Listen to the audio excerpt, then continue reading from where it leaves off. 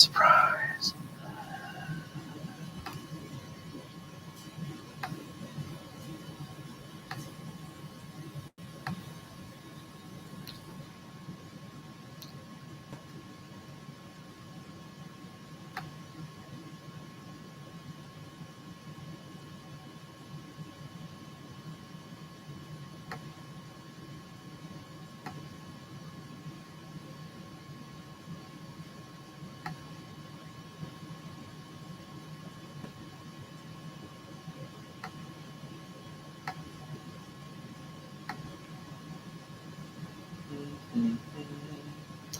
What? Man, I got 3 people watching this. Shit. 4 now? What? Get the fuck out of here, yo.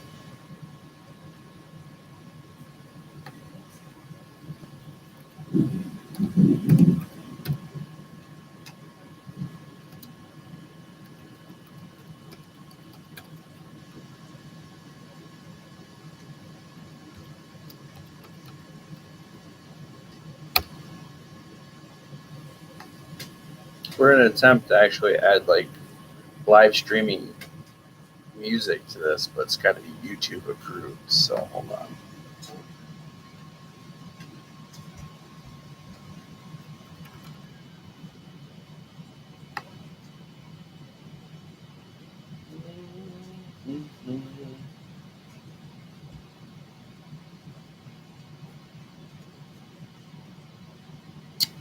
I don't know if I can actually do that or not.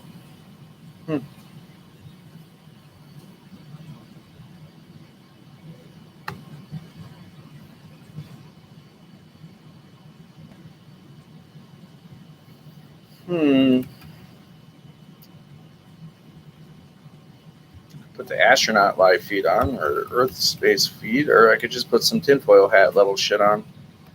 I might have to go with that route.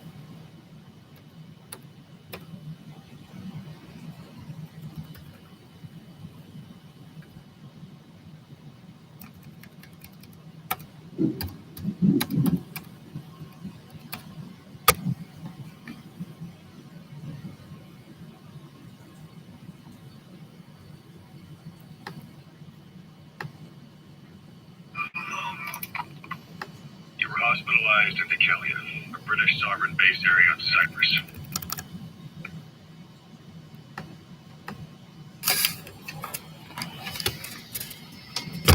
Now, looks like I wanted to do some adjusting. Part of British overseas territory that falls outside of Cypriot jurisdiction. You got moved from Cuba's Little America right into Cyprus's Little Britain. Why to Kellia? The UK and the US remain close allies. The last place Cypher would think to look for you is inside their own system. That's what kept you safe in British military hospital for 9 years. The safest place from So you can do this on the go, you can adjust it also. But just you were a regular Geppetto. Well, I wasn't Pinocchio who led me out to safety. So was that guy. yeah. Cypher went so far as to attack British territory, burning their own ally. That's how badly they wanted you dead. He said I was in a British military hospital. But the doctor had a Greek accent. They hire locally. I'm really bad at leveling, so it's like it's really an acquired skill for leveling. Like actually, I think I need a new glass bed too. It looks like it's getting warped, so a little bit of adjustment goes a long way. You know, for plate adhesion, because I always have to print rafts to make anything big stick to anything. Another reason it was the perfect place to hide you. Easy to spot any outsiders snooping around. So how do things stand? It's a little bit better. The Turks declared that the Turkish Republic of Northern Cyprus a lot, is an independent state. I'll show you what I mean. Turkey that recognizes it. In the past, See how that is right there with the lines and stuff, where it gets really thin. So for me, you know, doing these rafts also help to adjust it every print. Else you get like it's too high, the bed's not level. So after every few prints, you know, technically you should be doing it every time, but it's impossible to control. it's Both sides build up grudges like death.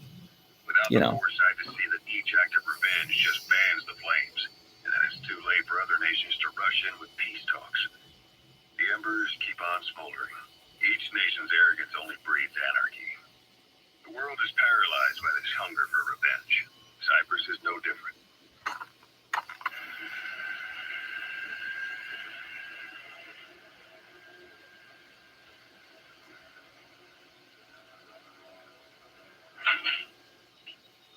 You're up. We're chasing ships.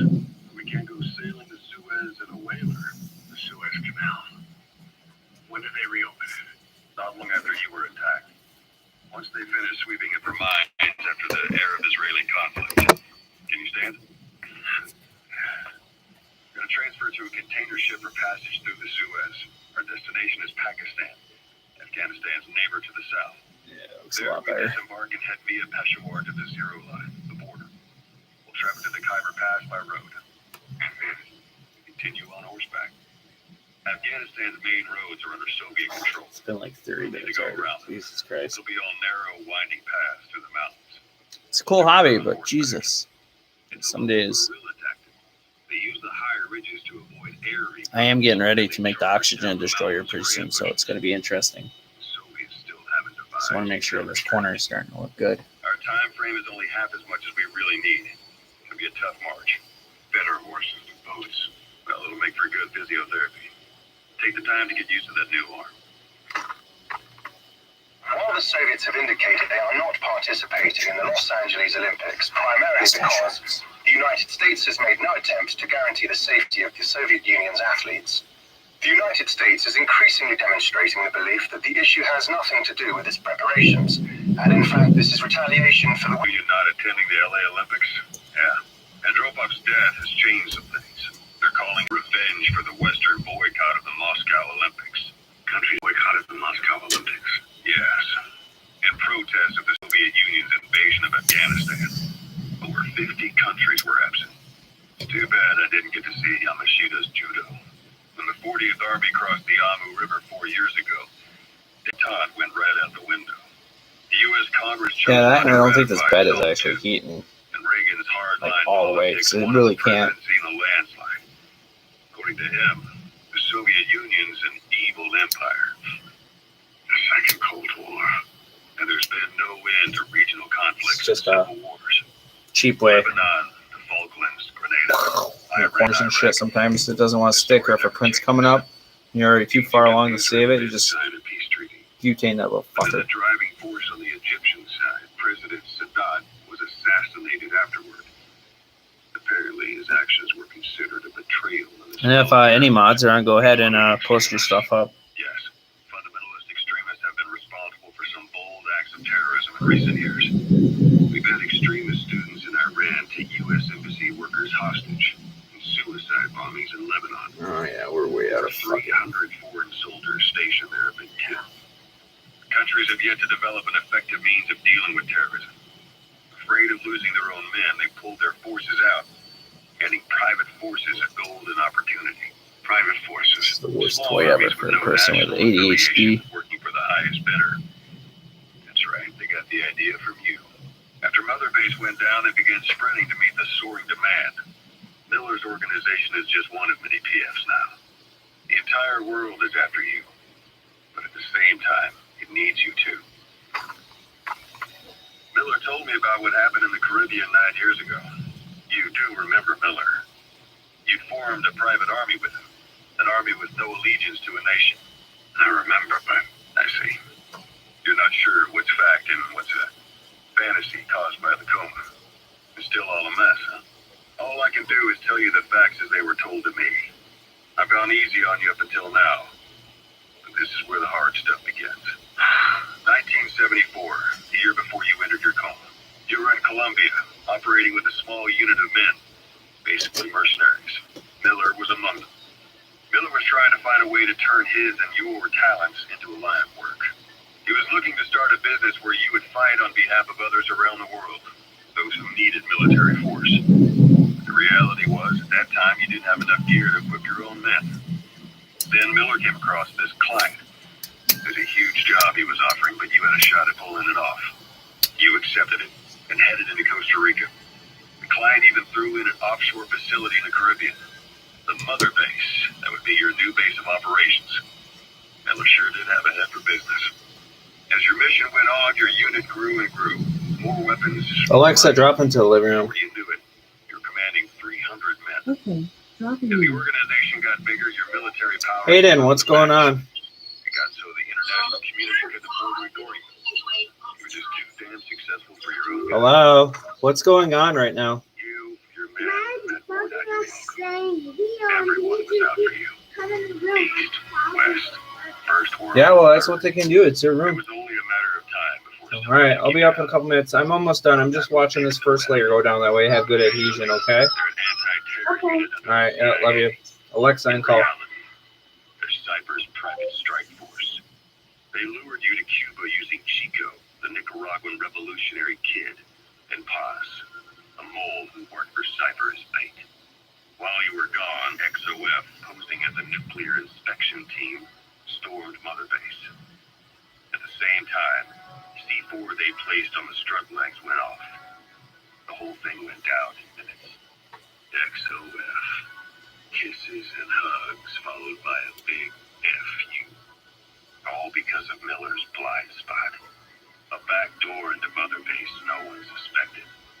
You remember a certain scientist. Huey was responsible for bringing the inspection team on board, giving the enemy a perfect opportunity to hit you at home. You were returning from Cuba when it happened. Mother Base came damn close to taking you with it into the Caribbean. Those of your men out on assignment returned right away. They refused to believe the wreckage in the water they found was Mother Base. But they checked the coordinates again and again until reality finally settled in. You were supposed to die that day. That was XOF's primary objective. As far as most folks know, you did. The first doctor to see you wasn't even sure what he was looking at. Before they'd even finished operating, your men moved you to that hospital in Cyprus. It was a woman named Eva who arranged that. Rings a bell, huh? Most men in your condition would have been written off right from the start. But you survived. You went straight down to hell, and they pulled you Maybe I should run a calibration your cube. eye wide open. One day I'll stop being lazy and do it. Venom. One The days of day. naked Don't you click it. snake are long gone. Welcome back, Venom Snake. This world still needs you. Your snake, try this on. The prosthetic arm. Yeah, Miller was calling it the arm that wasn't there. The physiotherapy's going well. Your arm's bulked up enough for it to fit. There. Perfect. A little time with it, and it'll work better than the real thing. What do you think? I can still feel my real arm. You better get used to this one quick. You have any pain? Every now and then. Where? My fingertips. My left fingertips. Sounds like phantom pain. Your brain still remembers your old hand. Yeah. What about your vision? Can you see okay? Yeah, at the moment. Now, the shrapnel in your skull is pressing on your optic nerve.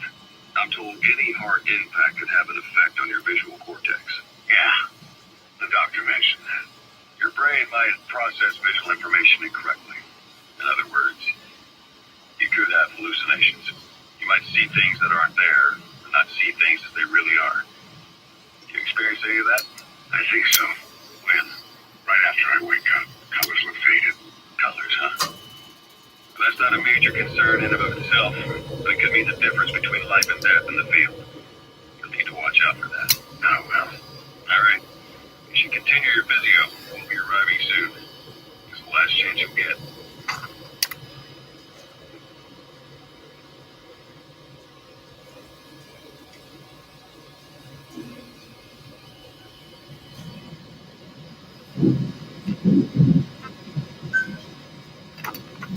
Osla. I hear they started calling you Shamashashka in Afghanistan. What's that about? You know the term Sharashka? It's slang for a suspicious, hastily thrown together organization. The word became associated with a type of forced labor facility in the Soviet Gulag system. OKB scientists and engineers who'd been convicted of crimes were sent to a Sharashka for forced R&D. The Sharashkas were supervised by Lavrenti Beria of the NKVD, the secret police, under the official name 4th Special Department. Force research. That's not very different. different. Everyone here believes in you. Regardless of where they came from or why they're here, they revere you. And they're fighting because it was their choice. And if it wasn't, they'd leave. Who knows? That's our reality here, whether it's real or not. If there's another truth, I don't want to know it. All that matters is that's the concept that's taken shape in their heads. The traces of a group ideology, our superstructure, to put it in Marxist terms. All right. Go on. Right. So anyway, at some point the enemy started calling me Sharashka. This was after the war in Afghanistan broke out. While I was keeping an eye on you in that hospital, I was also heading up interrogations Here we go here. with the fuck The up. men I broke gave up their comrades and families everything they wanted to protect them most. Every No fucking real time. cause for it. I just let myself get caught up in the old Russian pride. And suddenly I received the honor of becoming Special Interrogation Advisor to the forced labor camps. The more men I interrogated, the more people saw me as just that, the interrogator. It helped cover my real objective of keeping you safe. You went that far for me. Far enough to keep you alive. I ended up being pretty well known among the Afghan guerrillas. Some of them would have seen me on the battlefield, and that's how I got the second half of the name. Shashka. It's a sword, a type of saber from the Caucasus. Russian dragoons and Cossacks carried them into battle. Now the Russian Empire had a general by the name of Fyodor Arturovich Keller. His bravery earned him the nickname Russia's Greatest Shashka. Someone must have known about that, because somewhere along the line, Shashka got stuck on the end of Sharashka. The guerrillas were using the name themselves. By the time I got to hearing about it, pronunciation had wound up as Shalashashka. So half Gulag, half hero sword. It's a perfect fit. But you see how rumors and ideas about people can get out of hand fast. Once you create a character and put it out there in public mind, it warps and twists with every basis rumor. And before you know it, all people see are phantoms. In my case, it works out just fine. I'm plenty used to working under aliases.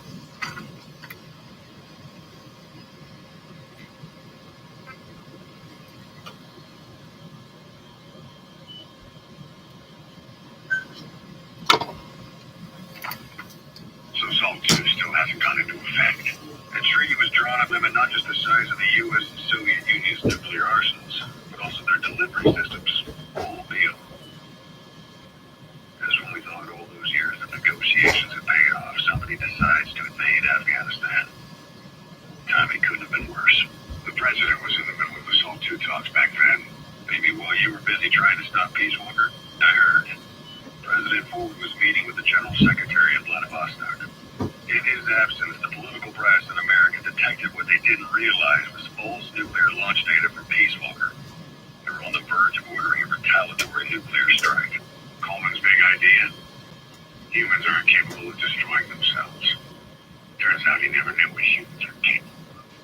If that AI, the boss, hadn't found a way to stop the fake data transmission, they probably would have gone ahead with the launch. Deterrence was revealed as the pipe dream that was. All thanks to you and her. The U.S.-Soviet talks looked set to fall through. What happened in Nicaragua no doubt helped trigger a change of heart. But in the end, the time's to find the politics. When you grab their tail, they turn and bite your hand. I first met you 20 years ago now. The place was Zelenoyarsk in the Soviet Union. We were enemies. I was with the GRU. You were still fighting for America. 1964. Operation Snake Eater. Its objective? The assassination of the legendary soldier known as the Boss. When you returned home successful, they awarded you the title Big Boss. Your CO, Zero, sought to carry on the boss's will by covertly establishing his own organization. You knew the original members from Operation Snake Eater. From America, there was David O., whereas he was to you, Major Zero. Donald Anderson, a.k.a. Sigan. Dr. Clark, who went by paramedic during the operation. And the fourth, you. From China, there was Eva. And me, Ocelot, from the Soviet Union. 6 distinctions of friend and foe were meaningless. As were East and West, we joined forces by our will alone. Our objective was to fulfill the boss's dying wish, to make the world one. And to do it, Zero used the Philosopher's Legacy, the secret war fund you obtained during Operation Snake Eater. This organization would go on to become Cypher. I, on the other hand, was left with a problem. You only recovered half of the legacy. I had to locate the other half myself. When I found the funds, I passed them on to Zero, just as you wanted. I still trusted him in those days. We thought what he was doing was the boss's will, until he started that one project. Les enfants terribles, Zero called it. He parted ways, as did Eva, leaving only Anderson and Clark still with him. I maintained limited contact. Although, truth be told, we were just keeping tabs on one another. The reason was always you. After you returned to the Army and created Foxhound, you left America. For a time, even I'd lost track of you. I'd imagine Zero did too. You always were the best when it came to hide and seek. Zero created Cypher, an information network to tap into every corner of the globe. Woven together, Cypher's arteries made the world just one big organism. And that's not all. It also monitors the thorn in Zero's side. That's you, tracking your coordinates wherever you might go. The further you strayed from your roots, the larger Zero became. As if he was trying to close the gap between you. But before long, he disappeared from public life. Only a few people had direct contact with him. For a time, I was one of them. After you fell into your coma, he slipped out of sight entirely. Since then, nothing. No photos, no recordings, not even a reliable rumor as to his whereabouts. I tried every method I could think of, but Zero was gone. Freed of his control, his creation, his power continued to grow. Cypher is a great beast, and Zero was its spine. But even without it, it's endured, evolved. But now its body is rotting, riddled with parasites. Parasites like the ones who attacked you 9 years ago in the Caribbean, and then at the hospital. Cypher's Black Ops unit, XOF. They learned where you were, and came to wipe the slate clean.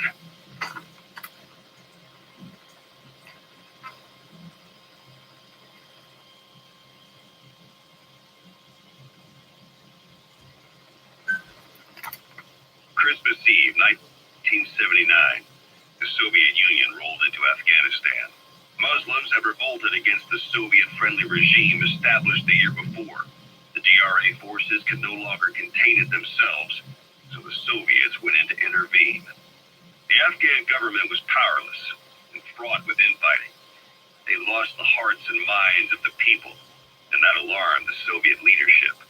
With the Islamic Revolution happening in Iran, the Soviets felt they had to act fast or risk the spread of Islamic revivalism. A superpower, sending a motorized rifle division against men on horseback with antique rifles. Everyone thought it'd be over in an instant, only it wasn't. Some Muslims made their fight a jihad, a holy war, and began a guerrilla campaign on all fronts. A war of attrition. These fighters call themselves Mujahideen. They're being supported by the West through Pakistan. That's why Miller was involved. He was training them near the Zero Line, sponsored by the CIA. The war has become a nightmare for the Soviet troops stationed here. They thought they'd be headed home in 6 months at the most. Then a year passed. 2 years. Now here we are 4 years on with no exit in sight. Afghanistan has become the Soviet Union's Vietnam. The Soviet troops on the ground want to go home, but at least they have homes to go back to. The Afghans have lost theirs. The Soviets destroy the kishlaks, villages, wherever they can. They burn down homes and fields, fill in wells, turn pastures into minefields. It's created a mass of refugees who fled to Pakistan. If the Mujahideen are fish swimming around the villages, the Soviets will go so far as to dry out their ocean. This has had a big price. There's bitter resentment among the Afghans, and they're taking out their anger on the soldiers on the front lines. Among the Mujahideen are the Pashtun people. They're fiercely devoted to their code of Badal, or revenge. Soviets they've captured have had their hands, feet, and noses cut off before being left to die at the side of the road, just to show their comrades what they're capable of. Friendlies who come across them can do nothing but put them out of their misery. Then they burn down another village in retaliation, and the cycle of vengeance goes on.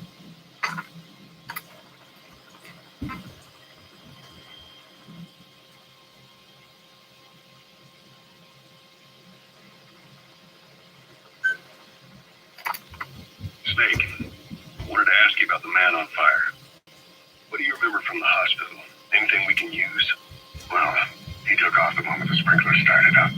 Sprinklers? The fire system? And when he got sprayed with water from the burst pipe, it slowed him down. We escaped on horseback. He wouldn't cross the river either. And then it started to rain. And he disappeared. Water against fire. Is it that simple? I mean, it makes sense. It's just hard to believe it would work on a guy like that.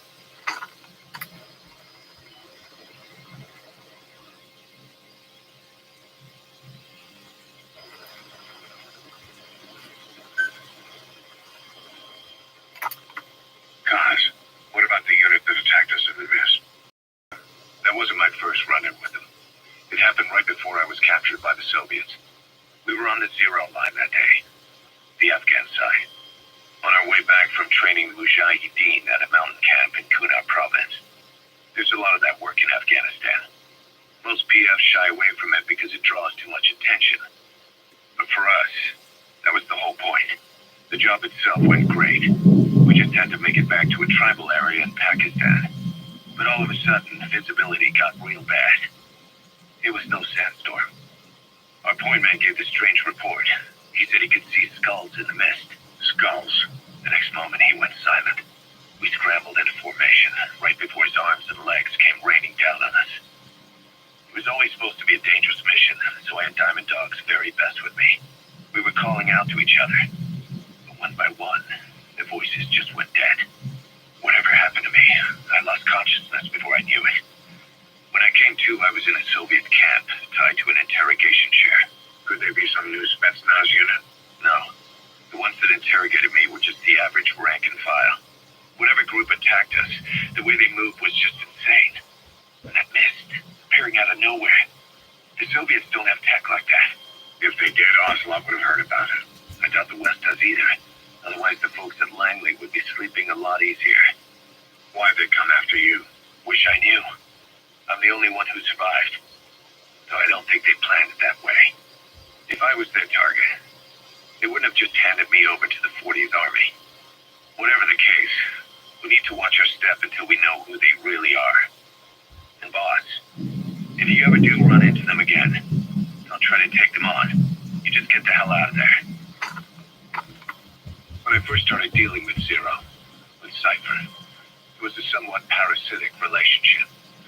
Though a mutually beneficial one. Cypher had no army of their own, so they wanted us. They wanted our strength. They approached me as a potential business partner, but they had other motives. Cypher coaxed us into Central America, into that US-Soviet proxy war, to fuel Mother Base's growth. Once we were big enough, they'd force us to join them. That was the plan. That's why they had Paz still Zeke. Right. And if we refused, she would use Zeke to fire a nuke from Mother Base. The world would consider us a liability.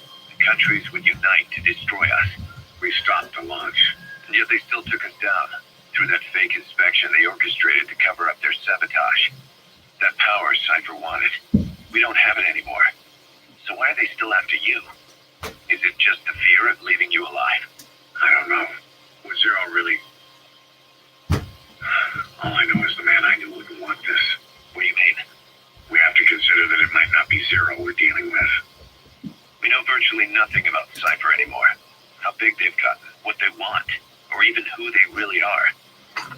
The new mother base started out as a test drilling rig operated by a mineral resources supplier, but their project fell through. The Seychelles government was happy to hand the place over to us. It was just scrap on stilts. So with a few dummy construction companies set up as fronts, we started renovating the half-finished rig. From the outside, it looked like the project was back on rails. Guys, you... What? I see what you're doing. Recreating the mother base we had 9 years ago. Only this time. That's right. The mother base cipher thought they destroyed will return from the grave to kill them. We'll prove to the world that we were the victors. And if we lose again? They can't fool us the same way twice. Now our enemies are in plain sight. But when our organization gets too big, we split it across companies. Any company that draws attention gets liquidated, and its capital is back-channeled into a new company. Most PFs are small-time operations anyway. And in this business, the minnows go bankrupt all the time. We've never aroused suspicion. Plus, we have Hewick. Hewick? Human Exploitation Company. It's a business specializing in intel gathering. Think of it as a civilian intelligence agency. Cause that's... Remember what they were trying to accomplish at the prison facility in Cuba? That gave me the idea. We dispatch moles into conflict zones around the world, and each sets up an intel network on site. Then they stay in place to give us stable points of contact when other nations intervene in the conflicts. Hewick's strength is that it has a cutout at each level. You get your job from one guy, then you hand it off to another. No one has direct access. It's a perfect black box. Hewick members also work their way into the superpowers intelligence agencies to make sure Diamond Dogs gets work. We have those countries by the balls. That's our deterrent when we need it. Networking. In the intelligence community? Sure, that's how we've grown this far. And when you go out on missions, intel from Hewick will be there to back you up. But despite all that, Cypher has its eyes on us. The only reason I'm not dead is that they needed to know where you were. Figured if you woke up, I'd go straight to you. That's why you made that ruckus at the Zero line. Yeah, to make their own surveillance work against them. I think it took some of the heat off Cyprus. Cause... Then I just had to wait for you to save me. And I've gotten used to waiting. Cause... That's not all. It was a good chance to scout the market. And with the West wanting the Soviets out of Afghanistan, their agencies are bursting at the seams with funding. Boss, let's start by building up our Afghan presence. Why put Mother Base in the Seychelles? We're at the center of the world here. We're all the way out in the Indian Ocean. Come on. Lebanon, Sri Lanka, East Timor, and Africa. From here, our reach extends to conflict zones the world over, including Afghanistan, of course. So it's prime real estate for a mercenary. Exactly. Latin America isn't as close as I'd like, but we have Amanda and her people to help in that department. And besides, the Seychelles government owes us a favor. Owes us? The Seychelles has strong ties to the east, which the West wanted to shake up. It came to a head 3 years ago in an attempted coup. It was a force of South African mercenaries with U.S. backing behind the scenes. They were only platoon size. But South Africa is home to some heavy PFs. Too much for the Seychelles to handle. In the end, they accepted help from the Tanzanian army and quelled the coup. We set up the deal and handled on-site tactical instruction. That led to some training work for the Seychelles military. And when we put down a mutiny within their forces, well, we made a lot of people happy. They don't pay us. They just let us have a piece of their offshore territory on the promise we'll come running if something else happens. So we're bodyguards, too. It's a good setup. We can only take Mother Base so far here. We'll have to find somewhere else when this place starts getting big. Aren't you being a little hasty? Nothing hasty about it. You're back with us now. So, Kaz, the ship that took us from Cyprus, it used to be a whaler. Yeah, a Japanese vessel.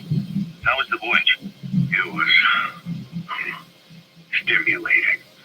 She was part of a whaling fleet up until a few years ago. Her displacement isn't anything to write home about, but she can really move. She still had plenty of life left in her, but then the work dried up. Global opposition to whaling has been mounting for years. Is that right? The push to ban it has been gaining traction for a little over a decade. Individual species came under protection as the years went on. And then 2 years ago, the IWC adopted a moratorium on commercial whaling. Several countries, including Japan, fought it to the bitter end. But eventually, most whaling companies had no choice but to throw in the towel. You ever tried whale steak? Can't say that I have. When I was a kid in Japan, practically everybody ate it. That good, huh? The country was poor in those days. A whale was cheap. International opinions changed since then. In any case, that's why we were able to get a bargain price on the ship. Of course, we did end up spending 5 times the purchase price in modifications. We had to really work to fit in all the ESM and communications gear while keeping the whaler look intact. Right now, she's going around conducting SIGINT missions. In the future, we plan to use her as a communications relay base between you and Mother Base, and also as a chopper resupply vessel. Diamond dogs. The word diamond originally comes from Greek adamas. It means indomitable, unyielding. Other words for the stones often mean eternal bond, fortitude, or purity. The same is true of the Star of Bethlehem flowers she laid on the boss's grave. They represent innocence, as well as chastity, yielding to no man while maintaining one's virtue. In other words, staying loyal to something.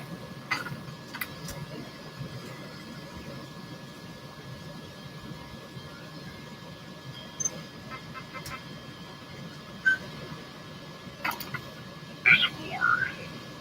The Kremlin never expected to have this much trouble against the Mujahideen.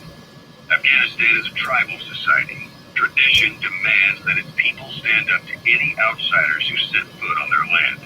With the honor of their people at stake, they have everything to fight for.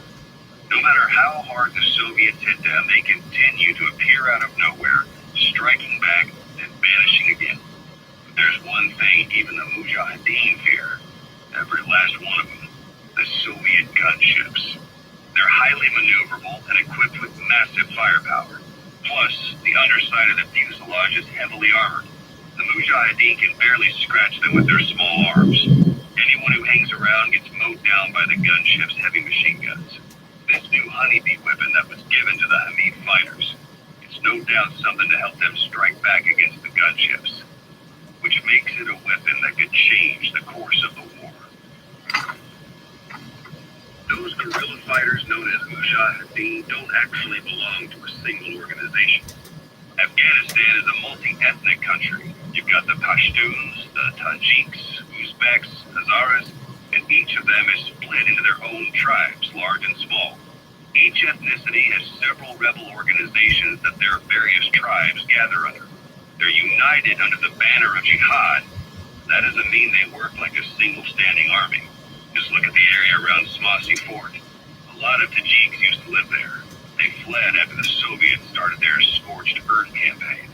With the area uninhabited, the Hamid fighters, who are Pashtun, decided to move in. The Hamids are based out of the city of Peshawar. We passed through it on the western edge of Pakistan.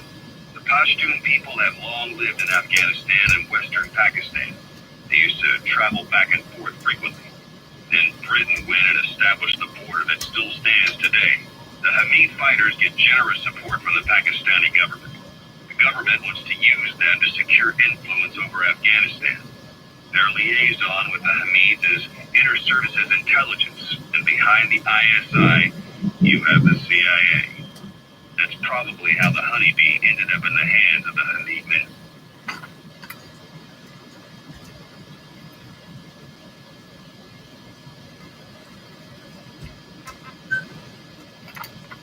Onslaught's number of private forces is increasing, and they've modeled themselves after us. They're a far cry from the likes of us. But why? 9 years ago, we made enemies of the world as a nuclear-equipped force, independent of ideology or state. Yes, sooner or later, the real UN would have stepped in. So why are they giving these PFs free rein? That's our fault, too. What do you mean? What happened 9 years ago was a real problem for a lot of people. An organization as big as ours, with our facilities, was wiped off the map. Not an easy thing to hide. But if our existence came to light, so would the names of our clients. We had contracts all over, east and west, from superpowers to banana republics, the lot. Our clients denied all association with the likes of us. We had to make sure things didn't blow up on them. But at the same time, they missed us. They strong as ever. The international community turned a blind eye to what happened to us, despite still needing people who could do our jobs. History couldn't afford to lose us. As soon as we were gone, they needed a replacement. So private forces spread everywhere. And they're all just a phone call away. But still, I know. PFs are totally different from what we envisioned. Nation states, revolutionaries, terrorists. They have a lot of clients. And Cypher is one of them. Cypher stays anonymous, but I know their work when I see it. In the eyes of those clients, the world's PFs are all just expendable pawns. The clients don't have to worry about losing their own men. Nobody knows they're involved. And PFs are cheap. In short, the world is chewing up soldiers and spitting them out. Even some of the old Mother Base's survivors are still working for PFs. Some guys created their own smaller forces. Others were taken on by emerging PFs. Everybody's gone their separate ways. But none of them are living their dream, because they're not fighting with you. Of course, I tried to headhunt as many of them as I could for Diamond Dogs. It was all a waste of time. They said they weren't interested without you to lead them, and now you're back. And everything's gonna change. We'll unite all private forces under you, transcending nations and economies. What is a nation? Just a patch of dirt. The bonds among us will surpass nations. And that's what'll put the world under our control. We'll establish a new kind of country. Redefine the very concept of it. Even Cypher will be below us. An extraterritorial federation of military nations. The United States of Force. Once word of Big Boss's return starts traveling, that'll be our true deterrent against Cypher. In other words, no one will dare to come gunning for you. How do you figure? Cypher lacks a large-scale fighting force. PFs are the perfect tool for them. But those PFs revere you, the legendary Big Boss. If Cypher killed you now, they wouldn't take it lying down. Maybe they'd even go looking for revenge, but they definitely wouldn't keep doing Cypher's dirty work, even if it put their lives at stake. That's why it's no longer a benefit to Cypher to get rid of you. The very fact that you're alive is our greatest defense against Cypher. Nice to know. It'll buy us some time while we get back to full strength. Just keep in mind that what I'm saying is generalizing a lot. In practice, the PFs around the world don't know your face. Just declaring that you're Big Boss won't be enough to convince them. And if they see you as an enemy, they'll come at you with everything they've got. Some hero. That's why you need to bring them back to Mother Base. Show them on your terms that you really are the one and only Big Boss. Once you've proven that, they won't hesitate to join us.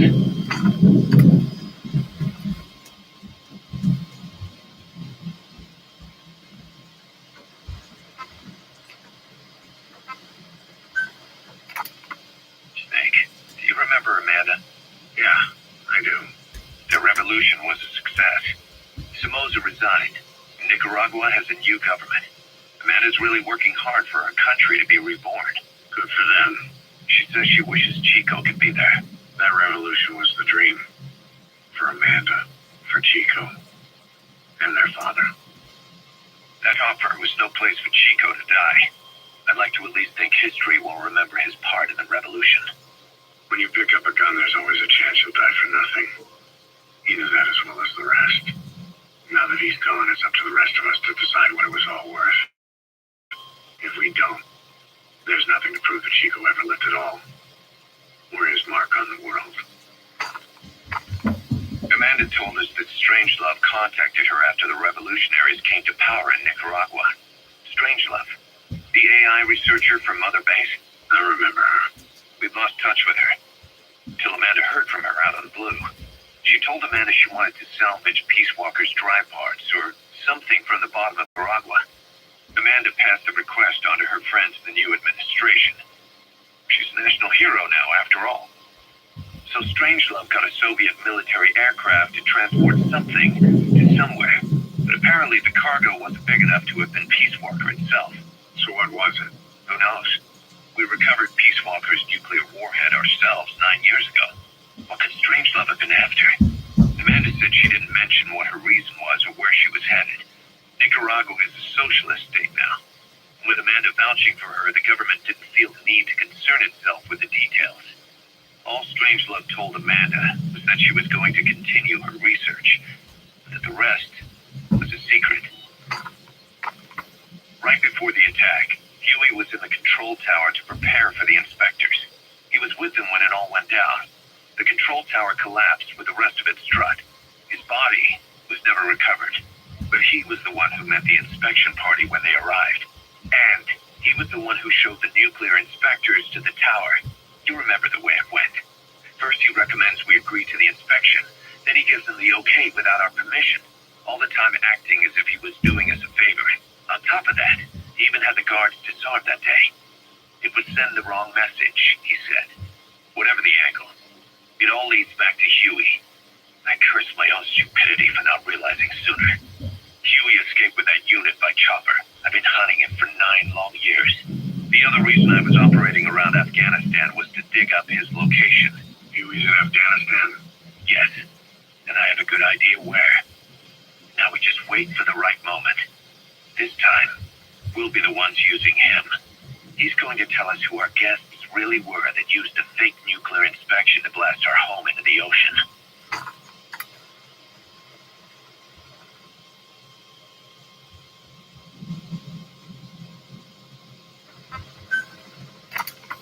We were lucky to get our hands on that cyborg arm developer. There's no one in Diamond Dogs who can so much as maintain that thing. Bionic arm, not cyborg, if you go by what he calls it. But you're right, the East is light years ahead in bionics. They can even detect through the skin the slight electrical signals from the brain that order muscles to move. The Soviet Union completed their first bionic arm capable of doing that back in the 60s. Although I guess that news didn't really reach the West. No kidding. Zadornov's was the only one I ever saw. Quite a shock to see it for the first time. And it was no mean feat to get hold of Snake's arm. I couldn't get one for you at the time, but now... Forget it. I've no intention of relying on bionics. Right now I need to keep the pain fresh in my mind. Well, it's your decision. But don't you find it inconvenient? Not a bit. But the phantom pain, it never lets up. You know how many men I saw die that day. There's nothing we can do to bring them back. And you expect me to care about getting a measly arm and leg back? Sorry. But my pain belongs to all our dead comrades. I'll keep living with it for their sake. It'll guide me straight and true until I've gotten at the vengeance they deserve.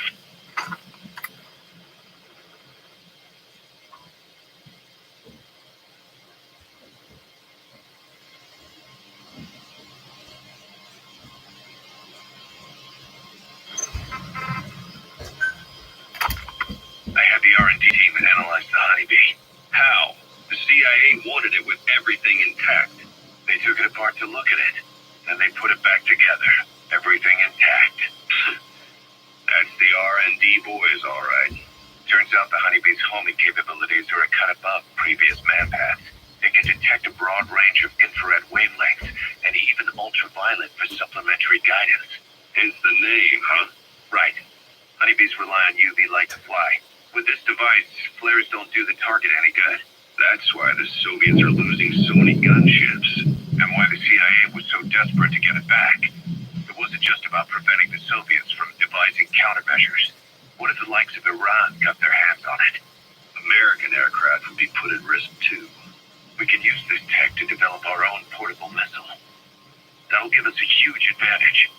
It'll take a little time before the analysis results can be applied to actual implementation. But we'll keep moving with the research.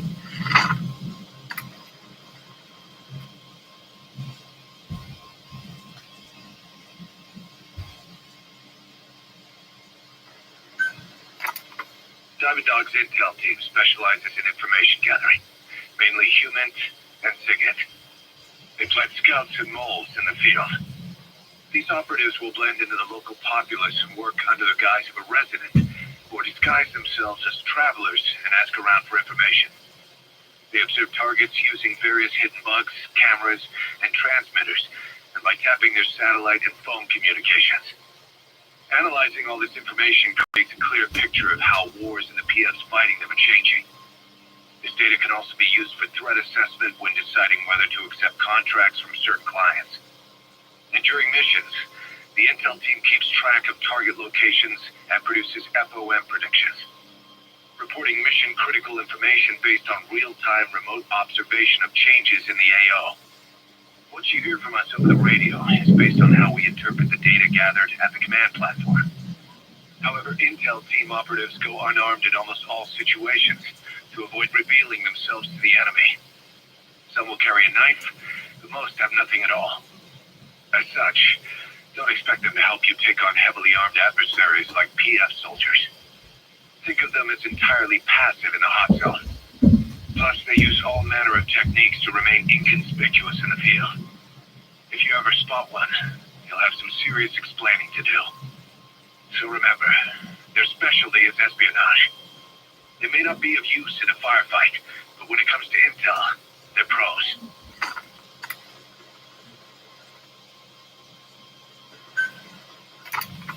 The sniper known as Quiet is lurking in the Afghan wilderness. This Quiet has performed a string of hits on Soviet officers. The attacks always occur in the same area, but sweeps of the area turn up no traces whatsoever. They've even posted guards, but they never spot a thing. And then, before you know it, another body's lying on the ground. You ever heard of someone who operates like that? No matter how still and silent a person tries to be, they always create some kind of ripple. Be it breathing, a heartbeat, eating, excreting, body temperature, sweat.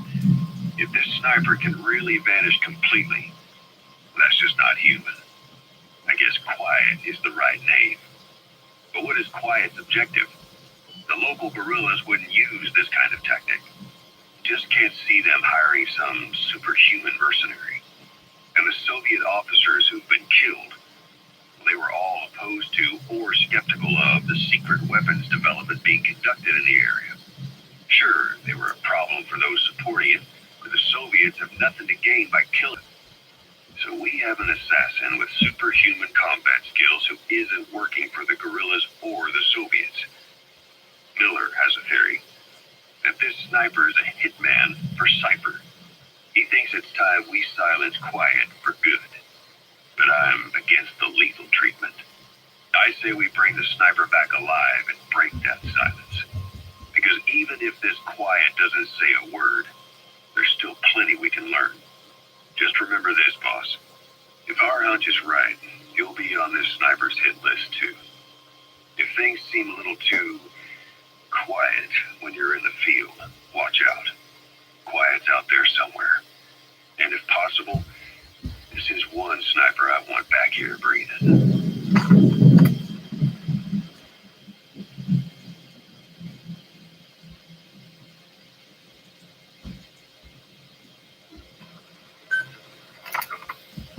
Dee makes a pretty good partner, huh, boss? Too early to... Yeah? Just seeing him come back makes me real proud. What breed is he? He's not a husky, you're right. Siberian Husky is a cross between a Spitz-type dog and a wolf. I think Dee might have some wolf blood in him, too. He isn't just smart. He's also shown remarkable judgment. If he doesn't do what you want him to, he's just doing what he thinks is right in the situation. And he's steady under fire. Remember, he's no lapdog. But learn his strengths, and you'll understand each other soon enough. You'll make one hell of a team.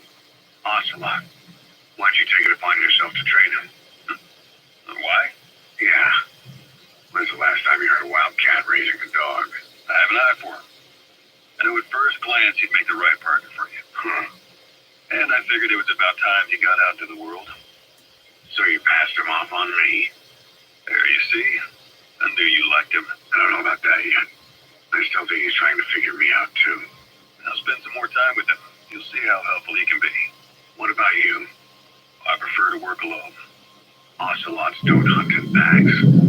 Yeah, something like that. Anyway, I'm glad you like him. He's really taken to you, too. And to going on your walks. Don't be shy about taking him with you in the future. I'll think about it.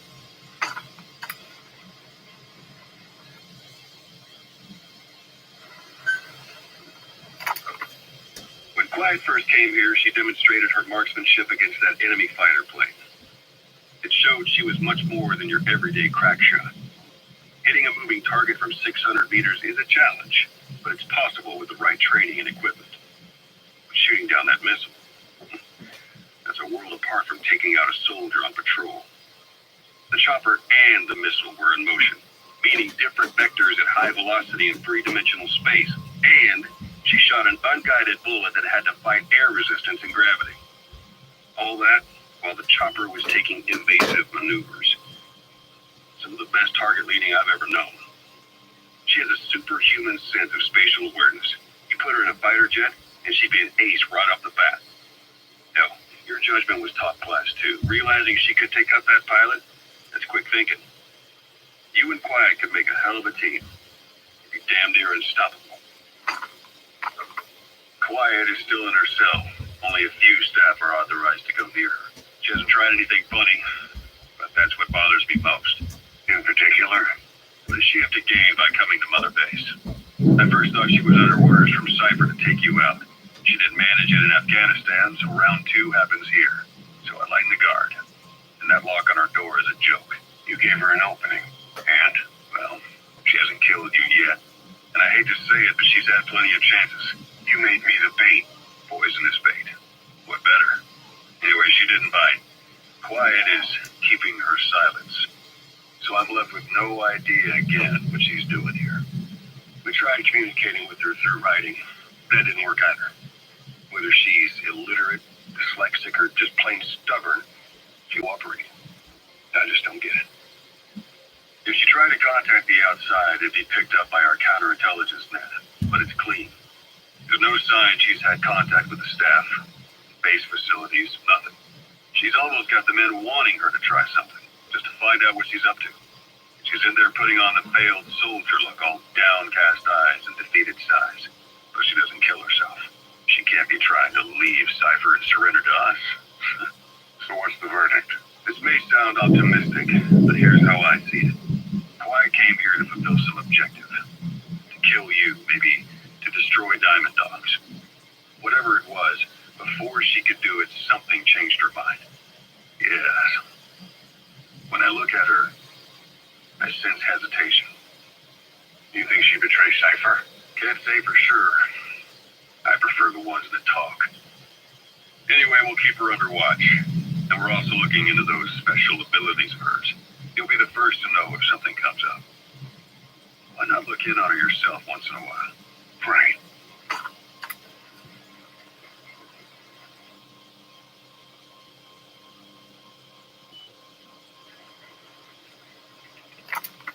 It wasn't just Cypher.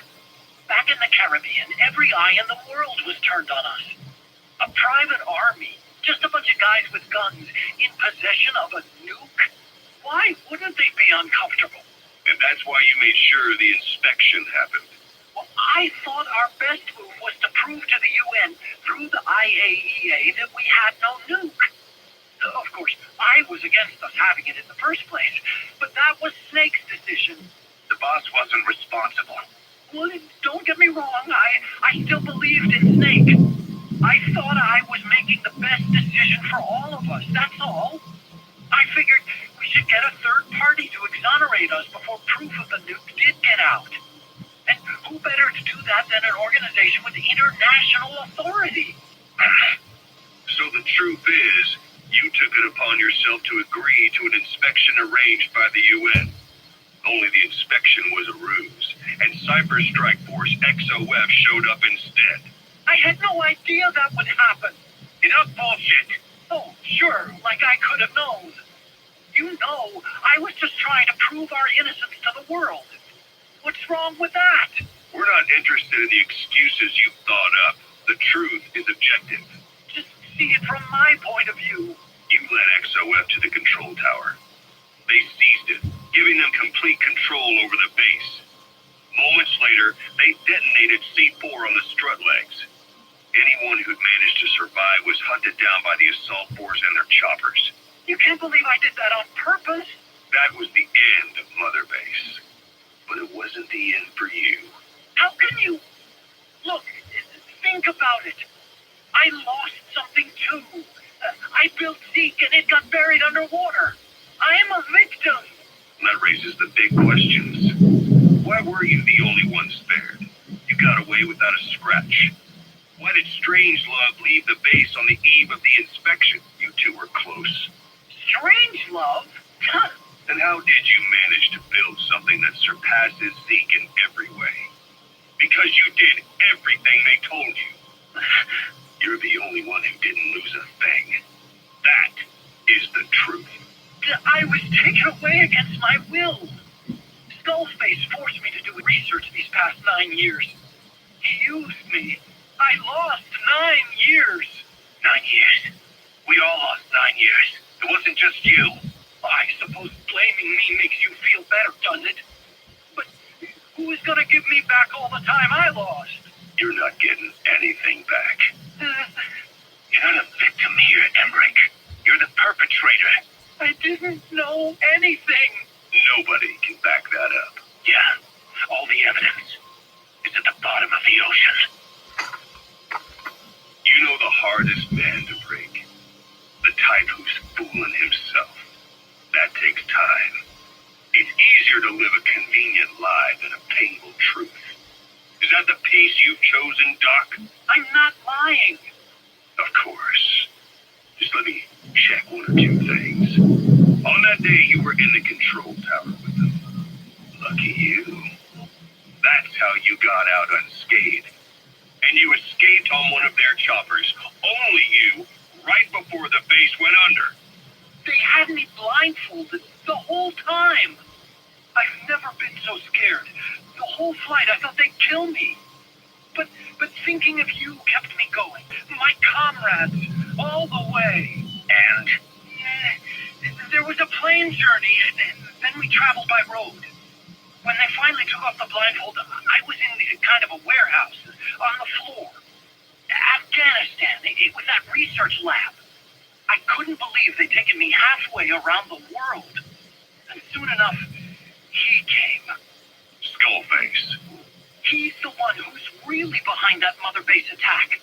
He forced me into that research. What kind of research? He told me to build a bipedal walking tank for the Soviet Union. Like Peace Walker. A system that could fire an ICBM-class nuclear weapon. That's how the Sahelanthropus project got started. Sahelanthropus. Those AI weapons I'd made in Costa Rica were like toys by comparison. A whole world apart from reptilian four-legged crawling and that ridiculous hunched-over bipedal waddling. My design evolved. To the dawn of mankind, Sahelanthropus, the first steps towards humanity. An upright bipedal weapon system. Originally, Sahelanthropus was going to be a manned weapons platform. I designed a cockpit in its head, and I planned to fill it with water as a buffering agent. Like how Paz modified Zeke for human control. Don't compare me to some amateur. I designed it for human control from the beginning. The problem was miniaturizing the posture control AI. You remember the reptile pod? The AI that controlled your unmanned weapons. Attaching it externally makes it vulnerable, so this time I wanted it beneath the armor, meaning I had to make the AI smaller. I got it down to less than 1/10 the size without any loss in computation speed. But it was still too big for the cockpit. There wasn't enough room for the pilot. If I made the head bigger, its body would have to be bigger to support it. Too big to be practical. In the end, human piloting was taken off the table. I tested a remote control system too, but there was the time lag and I wasn't satisfied with its precision either. Plus, it would be useless if the enemy jammed it. So next, I went back to trying an AI-only system. To do that, I had the AI pods recovered from Nicaragua. This was a hybrid AI, a combination of Peace Walker's reptile and mammal pods. The only AIs that had ever successfully operated an unmanned nuclear weapons system. Really? You'd need some help to get that working. Expert help. Did you work with someone? I worked alone. You did that yourself?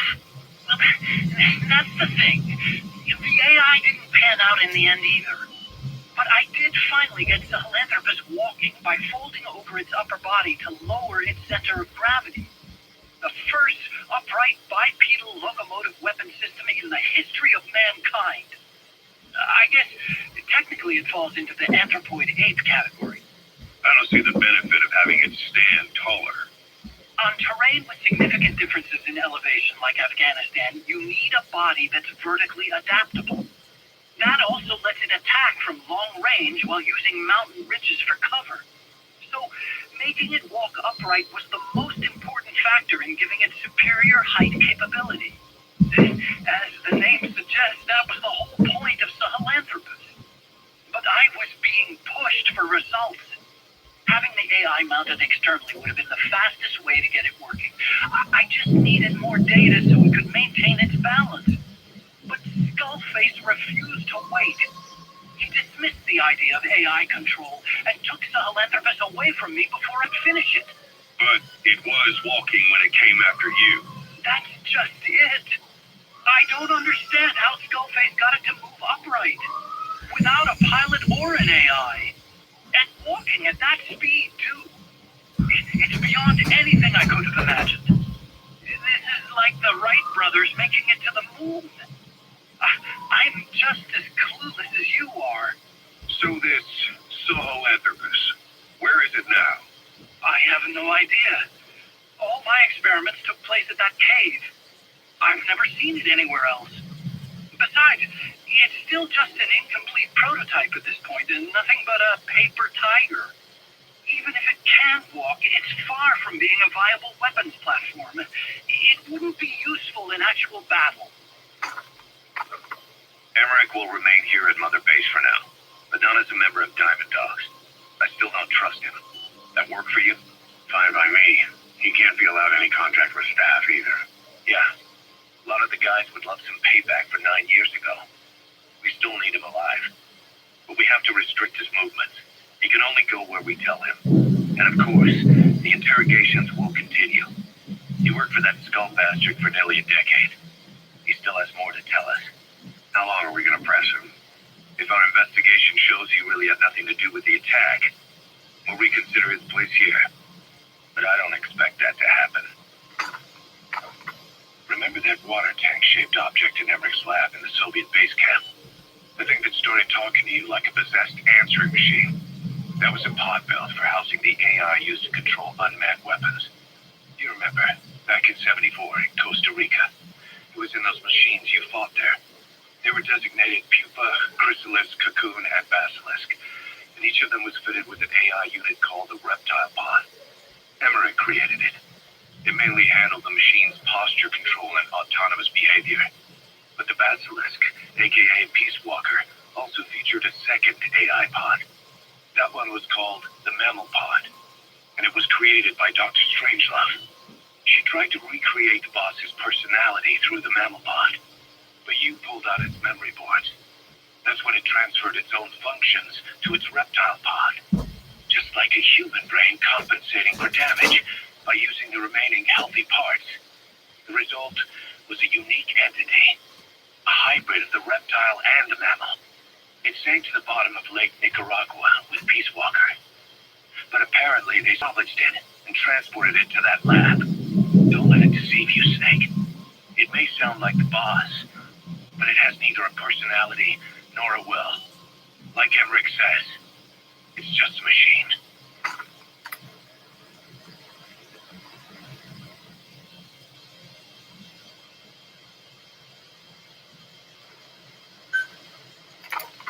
Ever since the attack on your unit 9 years ago, the name Big Boss has become known the world over.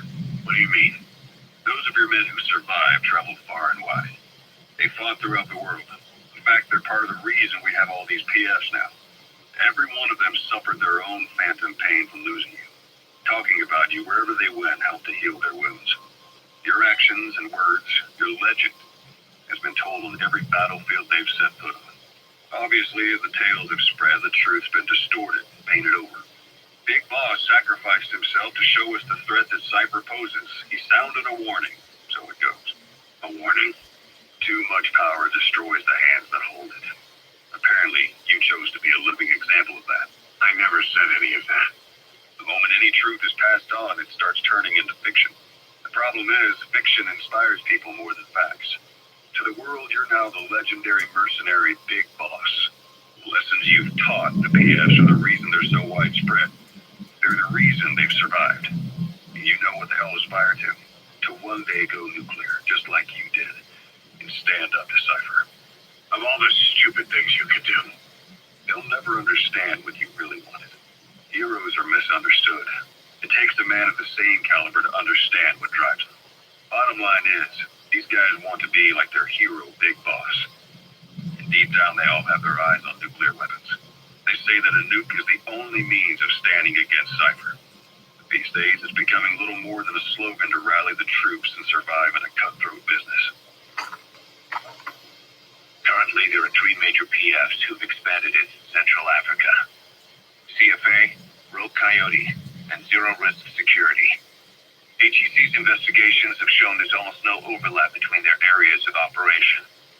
It's not so much a turf war, more like they have a gentleman's agreement. If you do cross paths with them, you probably won't have to face more than one at a time. Still, don't expect to walk in the park. The CFA, Contract Forces of Africa. These guys are a major player. Their head office is in Pretoria, South Africa. That's also where the South African Defense Force is headquartered. We think the two are closely connected. An HEC investigation revealed that most of the CFA's operators are former SADF soldiers. South Africa has been locked in struggles with neighboring regimes for years. That means constant action. And we know better than anyone that's the best kind of training. A company drawing its recruits from hardened military vets. You can bet they know how to handle themselves. Do not underestimate them. Within the CFA is a company of soldiers made up mainly of locally hired operators. They speak Afrikaans to communicate with personnel from the CFA. But if you notice any speaking the local language, that's them. Though hired from the local population, they were originally part of a paramilitary group, so they'll have plenty of combat experience. And unlike their days shooting junkyard rifles out of beat-up pickup trucks, the CFA now supplies them with the latest gear from the West. On top of that, they've been combat trained by the South African Army. All that adds up to a much stronger fighting force. So don't brush them off. Look at the Angola Zaire border region. The east bank of the Munene River in particular. It's a microcosm of a problem that stretches all across Africa. There's a civil war going on in Angola, fought between the government MPLA and the Western-backed UNITA. Zaire is still a dictatorship under President Mobutu, but numerous uprisings have broken out in its remote regions. With all the trouble elsewhere and their hands full, neither government has control over their side of the border. They depend on militias and PFs, as do the rebels. Government forces, guerrillas, militants, groups of all shapes and sizes hawk whatever resources they can to hire PFs. Conflict brings PFs. PFs expand the war zone, and more conflicts erupt in a continuous chain reaction. Sounds like our kind of work. Mother Base could grow by leaps and bounds.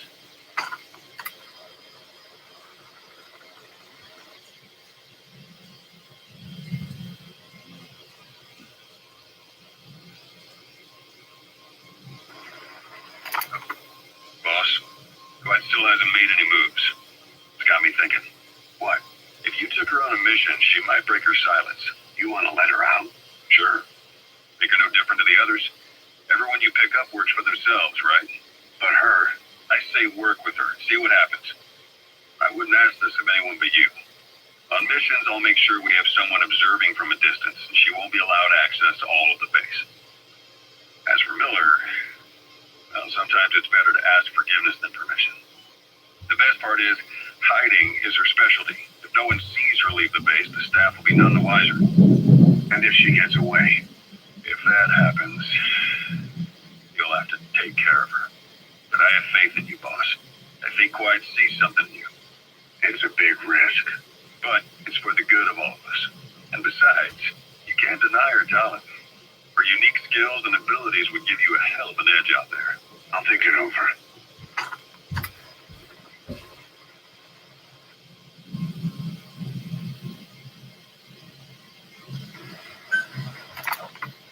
long are we going to keep that woman here? You mean quiet?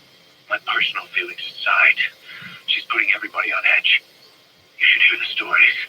I got sick from just standing guard at her cell. I won't stand on the same platform as that witch. She hit me for no reason. What is this, a private army or a kindergarten? The thing is, they're all serious. They're faced with something they don't understand, and a kind of mass hysteria has broken out. I've gotten wind of countless plots to take her out. There are no grounds for this suspicion whatsoever. Put yourself in her shoes, assuming they see her as a prisoner here. No, even more so, if they do, she deserves to be treated humanely.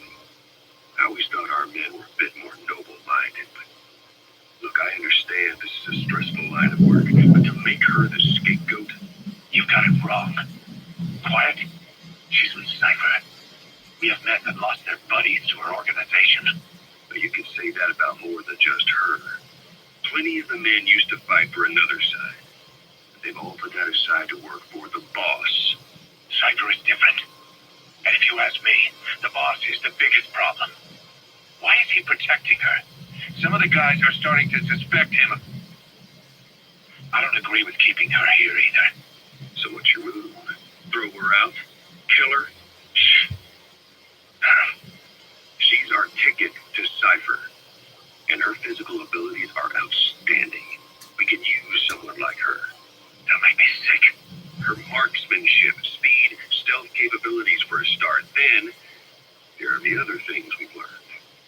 Quiet appears to be able to use both eyes as master eyes simultaneously. That lets her track targets of different focal lengths at once. While looking through the scope with one eye, she can look for new targets with the other.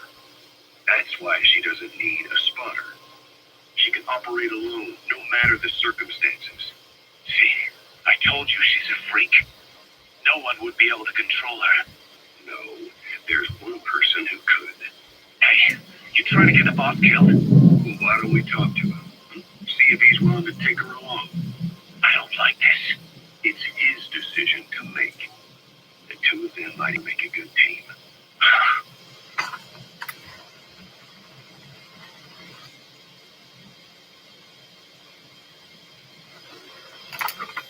You call that thing Sahelanthropus.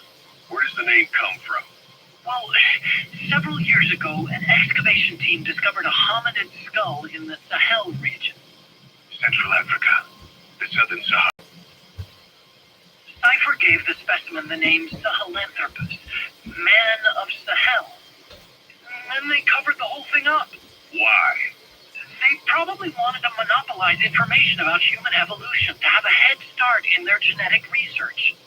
At least, until they had an idea of what they'd found. It was that big of a discovery, huh? Sahelanthropus was a gracile hominid, estimated to have lived about 7 million years ago. What's significant about it is how its skull's foramen magnum faces down. In other words, its spinal column supported its head from underneath. It stood upright. Right. Which would mean Sahelanthropus walked upright 3 million years before Australopithecus, making it the world's oldest human species. Walking upright. I get it. Hence the name Sahelanthropus for your machine. Walking upright was the decisive difference between our ancestors and other anthropoids. Our brains could get heavier once they were supported by the spinal column. That led to the use of tools and the development of complex communication through language. Only man is capable of this. My creation will be the progenitor of all bipedal weapon platforms. And you did this for Cypher. No, not at all. Sahelanthropus is the best proof that I never betrayed you guys. What do you mean? The reconstructed Sahelanthropus skull looked exactly like the skull we used as our logo 9 years ago in the Caribbean. An army without a nation. Outside the world order. The design was based on Pangea, the supercontinent that existed 250 million years ago, right? Yeah. When the world was a single landmass. That concept's at the source of our strength. I felt the same way about Sahelanthropus. Sure, I was forced to build it under their orders, but I always wanted to put its technology back in our hands someday. That's the I incorporated the old insignia into Sahelanthropus' name. Don't you see? That's how much I was thinking about you guys. Oh, I see, all right. I see someone desperate to cover his ass. You can say whatever you want after the fact. But that skull also symbolizes somebody else. Skullface. Snake, you finally came. Just don't record this, okay? Not recording anything. What's this about? What I'm about to say stays between you and me. It's about the weapon to surpass Metal Gear. You know a researcher by the name of Clark? He works in the biotech industry, real advanced stuff. His area is bioengineering, but lately he's also gotten into genetic research. Never heard of him. Well then, what do you know about cloning? I think I've heard enough. Hold on, this is important. Cloning lets you create a genetic copy of an organism. You take the nucleus of one of its cells, and you swap it with the nucleus of an unfertilized egg from another member of the same species. They started out working with plants, but since then they've had success with other organisms, including mammals. It's a hot area for a lot of places right now. Corporations, universities, research groups. There's no shortage of scientists out to get famous and patent their work, with morality taking a back seat. Isn't that a little outside your field? It's got nothing to do with my research. But I thought it might be of interest to you. Cloning, and Dr. Clark, I mean. Go on. Now, this is really highly classified stuff, but I've heard that an American biotech company has successfully cloned a human being.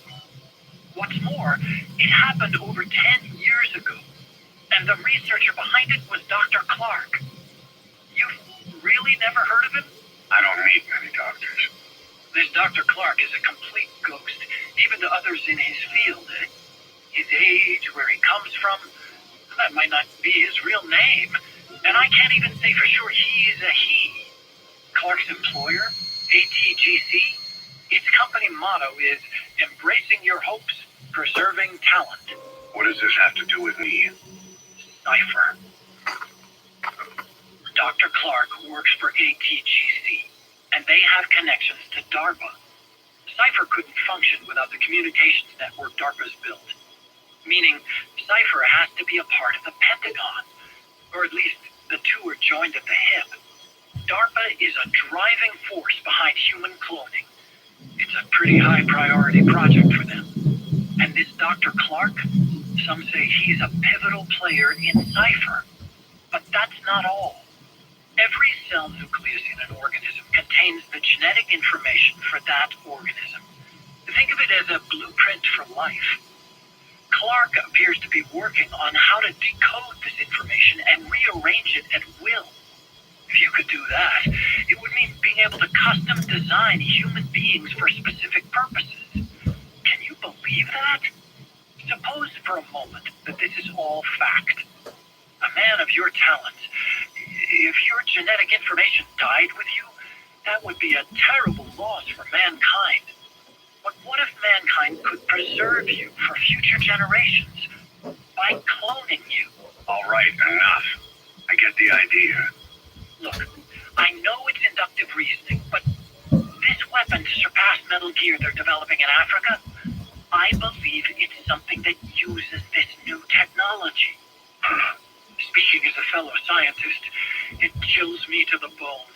That's rich coming from you. If genes serve as our blueprint, then I wonder if they include an impulse that drives us to tweak the design. Can you imagine that? Genes encoded with information that wants its children to decode it. Is life itself putting the direction of our next evolution in the hands of scientists? I guess it would take some real arrogance to believe that. And yet, it could be what Cypher's after. I think you're barking up the wrong tree. But that was an interesting story. It'd make a good movie. You have to believe me. Where'd you hear all this anyway? Where? I just overheard it in bits and pieces while I was forced to do that research for them. Right. Wait a minute. Look, I want to my life with this. Is that so? Maybe it's time we brought someone else into the conversation. No, not him. Not Ocelot. You can't do this.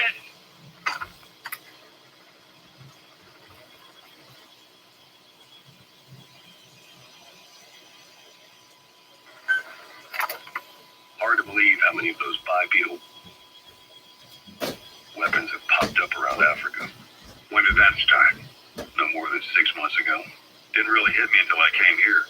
They're not supposed to be in use yet. Emmerich says they were still doing the last round of fine-tuning. The doctor has no idea. His research has already hit the black market. Both sides of the Iron Curtain will have it by now. Even so, they're spreading much too fast. Sure, the Walker gears can operate in any terrain. Their mobility is just as good in the jungle as it is in the desert. That would come in handy in a place like Africa. They are modules that can one day be used as nuclear weapon systems. And with that in mind, the numbers are way too large. There must be another reason they're so widespread. Like what? It's all about needs. To small-time outfits like most of these private forces, this product is a dream come true. Hell, it goes beyond PFs. This is the ultimate weapon, the forbidden fruit. For anyone with an enemy to fight and people to defend. The nuclear deterrent. Exactly. Sounds familiar, huh? PFs are all operating off your playbook. You created these times. But could this be the new weapon in Africa that Emmerich talked about? If it is, why is Cypher letting everyone and his brother get their hands on one? What comes next? Selling nuclear in the open? Making them public property? Why don't they give that a try? Then the next war really will be fought with sticks. Right. The man we're dealing with isn't foolish enough to make a suicide pact with the world. So, what is Cypher really up to?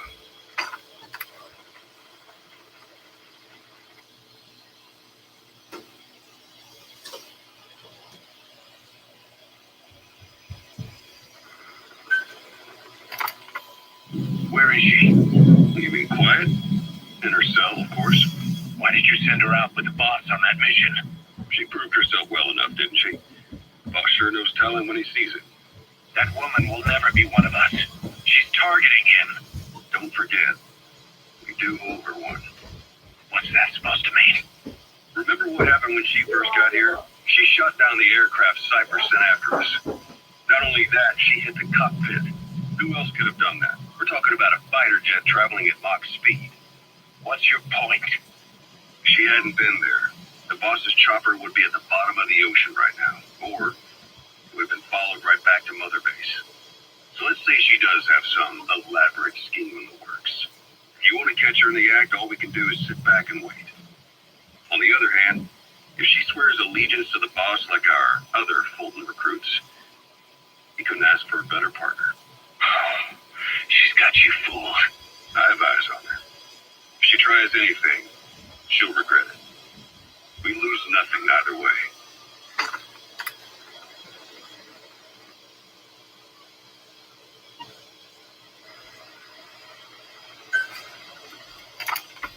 Boss, I have the report on that cargo we stole from Cypher's truck. The PF was transporting two things. The analysis of that malachite has come back first. Naturally, the main compound is copper. There's also a small amount of cobalt. Nothing unusual so far. Southern Zaire is a well-known copper belt. However, in addition to these, we also detected a trace amount of uranium. The content percentage, though, is too low for nuclear development. It most likely came from Chickalopwe mine. That's where the uranium in that area comes from. The mine's closed. There's all the high-purity uranium ore dried up a long time ago. But you could probably still find it there in small quantities. That said, there are plenty of other uranium mines that are in operation, like in Niger, Namibia, South Africa. Why go to an abandoned mine to scrape up whatever's left and ship it out in mass quantities without refining it? They were transporting that yellow cake too, which would suggest they have the technology to refine uranium. Anyway, that about sums it up. Unfortunately, the analysis of that yellow cake is taking a little longer. I'll let you know when it's done.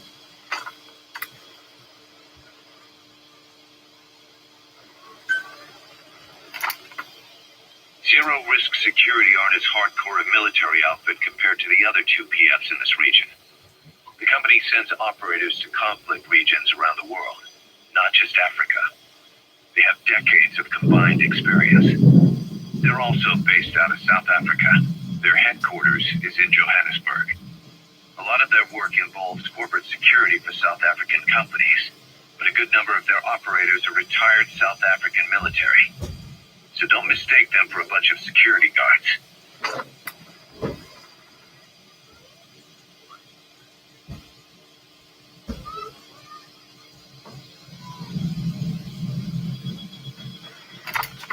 Boss, sorry to keep you waiting. We finally finished analyzing that yellow cake cipher was moving. There was nothing unusual about the composition of the yellow cake itself. Most of it was oxidized uranium, with the rest being impurities, various metals, as well as traces of organic matter.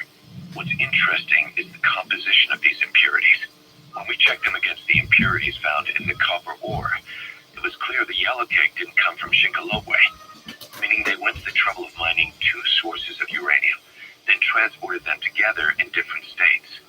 Another thing, we detected a very thin layer of highly enriched uranium in the middle of the yellow cake.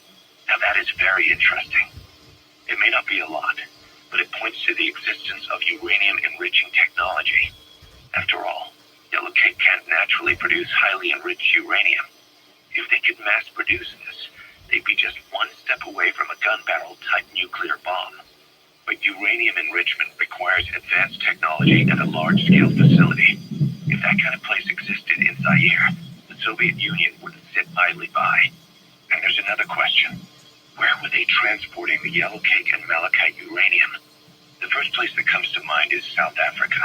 The government was supposed to have abandoned nuclear weapons development after caving to international pressure. But rumors persist that it's continued in secret. Plus, CRS were escorting the truck, and they're based out of South Africa. And then South Africa does have an abandoned test site. Your cipher's involved with nuclear development in South Africa. But how would that fit with their weapon to surpass Metal Gear? We need more information. Shinkolobwe. There's a name I haven't heard in a while. The U.S. bought a lot of uranium from Shinkolobwe mine during World War II for the Manhattan Project. They even sent a squad from the Army Corps of Engineers to reopen the mine after it was flooded. That's how good its uranium must have been. With that, the world's first nuclear test was a success. Shinkolobwe uranium might have been used in the Hiroshima and Nagasaki bombs too. Just hearing its name is like seeing all the phantoms of the war rise up to haunt us. But all the uranium's dried up, and the mine's been closed for years. So someone reopened it. Right. Zero-risk security seized control of the area and were forcing locals to work in it. And the Zairean government was getting a slice of what they took in exchange for looking the other way. Mobutu has to finance his taste somehow. He'll gladly sell the rights to some old mine. The question is, why would zero-risk security do this kind of thing? Or rather, why were their employers, Cypher, interested in an abandoned mine? They'd be getting trace amounts of uranium, and to the naked eye it appears to be ordinary malachite, meaning security would be lax. Not a very efficient way of obtaining it, but easier to move. But how would they enrich it at its destination? Did the yellow cake really have a layer of highly enriched uranium in it? Having trouble believing it? No. If they say it's real, then it's real. In which case, they might have some enrichment method that we don't know about. And this was to test it out. It's possible. And that would mean it's almost complete.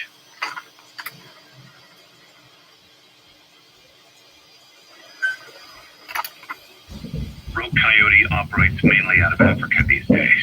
Of the three PFs, they're the smallest. However, they scooped up most of the Rhodesian SAS after the country collapsed 4 years ago. Picture their entire organization as one big special forces unit.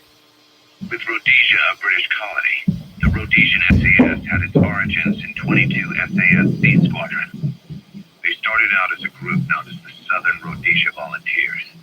But in 51 they were incorporated into 22 SAS as members of the British Commonwealth and deployed to fight guerrillas in the Malayan emergency. Even now, 22 SAS keeps the Sea Squadron designation empty in recognition of their service. In a way, you could say the SAS almost makes up the core of Rogue Coyote.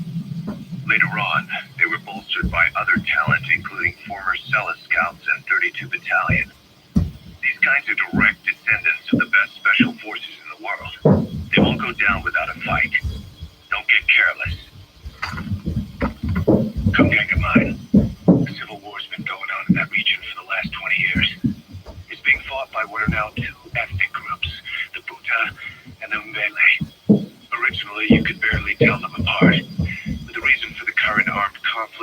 back to World War I. After the war, their land was colonized by a European power, and it decided to give local control to the Bhuta.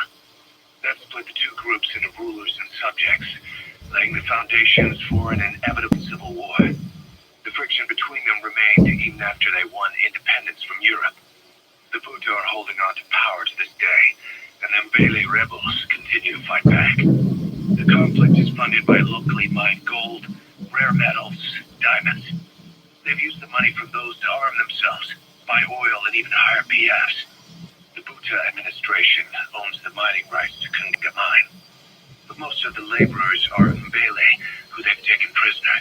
The product they've gouged out of their land is bought up by cheap Western corporations, and this civil war is fueled by the profits. That's how it goes. One country's people is split apart by another country. Then the two groups tear up their own land for money in order to fight each other. Now this civil war started by a foreign power is the norm. It's sucking up all the country's resources. PFs are just the same. They follow the money, taking war with them wherever they go. That goes for us too. It's an endless river of bloody retaliation, and we're standing downstream. Should we make a stand and staunch the flow? Or wade in amongst the corpses and make a bigger splash than the rest? We'll follow your lead, boss.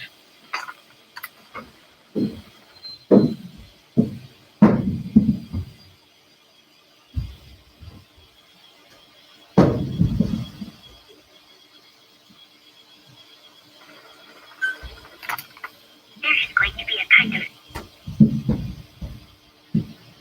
festival held on Mother Base. They're calling it Peace Day. Snake and his men may be without a nation, but they are still an army, and that means sometimes they have to fight the bad guys. Of course, they should not fight at all. It is obvious to me that any problem can be solved with reasonable discussion. Maybe Snake and the others think so too, because the idea is to set aside war for one day a year and relax in peace. I do not know how it came about, but apparently Snake and Miller got the idea while they were talking, and everyone on Mother Base went along with it. To think that deep down they all share a love of peace, that makes me happy. But never mind that. Somehow I have ended up singing on stage. Miller was all, "Come on, both our names mean peace. It will be great." Why does that mean we have to be in a band? Then he roped Professor Galvez in too, saying, "Hey, Galvez comes from peace too. You're the perfect act." I'm not sure Miller really understands the origins of the name Galvez. But then again, you always have to take Miller's talk with a grain of salt. What I cannot believe is he went and told everyone we'd be performing together without even asking my opinion. Now everyone thinks it is all being decided. I like to sing, but I have never had to perform in front of a crowd. I do not think I'm up to this. But everyone seems to be looking forward to it. I guess I would hate to let them down. And anything is better than letting Miller sing. Oh, that was mean. Miller said he was going to write a song for us. I wonder what it will be like. It's funny. The more nervous I get, the more I find myself looking forward to it.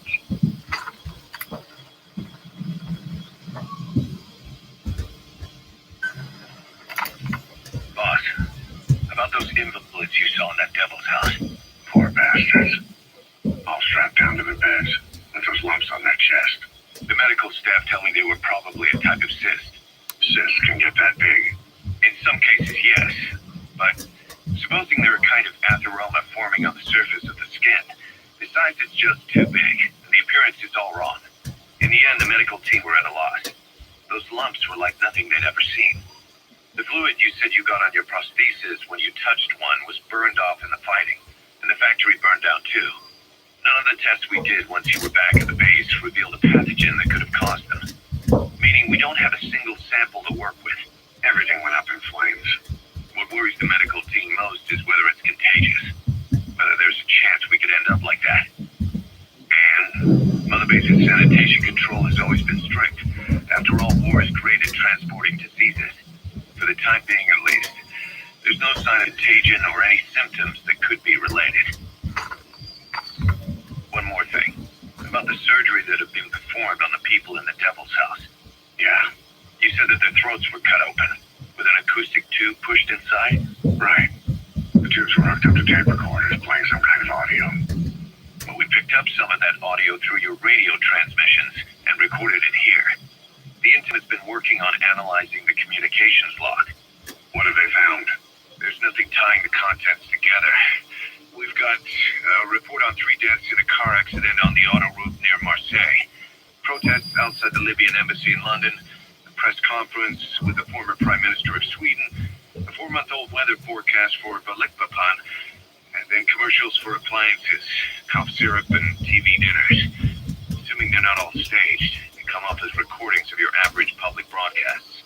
Public broadcasts? Just radio and TV signals? Yes. And from all over the world. We're looking into whether they're genuine or not, just to be sure. What else? A speech that sounds like it was recorded out on the street, and people chatting about how this year's tomato crop did. And there's nothing they have in common. We're partway through the cryptanalysis. That includes checking all audio ranges and running it backward and at different speeds.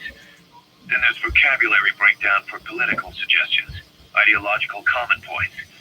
And I don't think it's going to get us anywhere. Where were the recordings made? There's nothing linking them from that angle either. Just like you reported, we've detected virtually every major language there is. French, German, Italian, Spanish, including South American accents. Then there's Russian, Hindi, Arabic, Portuguese, Mandarin, Cantonese, Japanese. They're nothing if not thorough. Well, I don't know if we've got them all covered. Ignoring the ones that have gone extinct, supposedly over 5,000 languages exist today. Besides, English isn't one of the ones we picked up. Really? English? I know. Only 5% of the world's population is a native English speaker. But when you factor in those who've acquired it as a second language, nearly 1/3 of the people speak it. The world's dominant lingua franca. You gotta figure they had it somewhere among all the languages in that place. No English. Bear in mind, we didn't hear everything that was played in that room. We couldn't isolate the more distant sounds due to static, and the program could have been set to change every day. In a nutshell, for reasons unknown, people in that room with a common medical condition were made to listen to recordings in languages from around the world. It's not clear how the growths on their chests fit into it. It could have been treatment for them, or maybe an experiment of some kind. I'm guessing one person knows. Yeah, Skullface. He was there. The only thing we can say for sure is that he's involved.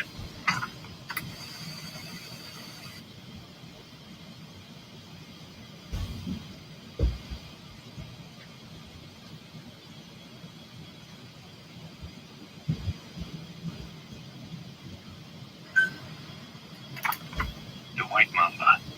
Yokayam Pembe. He's the commander of the kids based out of Walla Yamasa. As you know, contract forces of Africa were stationed at that village. Anti-government forces hired CRS to bring kids there from around Africa for training. But at some point, the adults with the PF started dropping like flies. This was right after we arrived in Africa. We don't know the cause. The kids ended up on their own.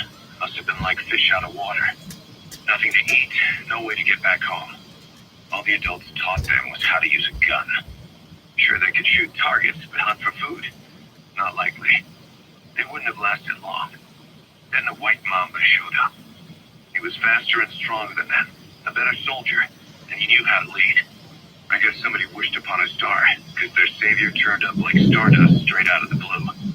The moment he arrived, the kids had their new commander. That was when they started attacking other villages.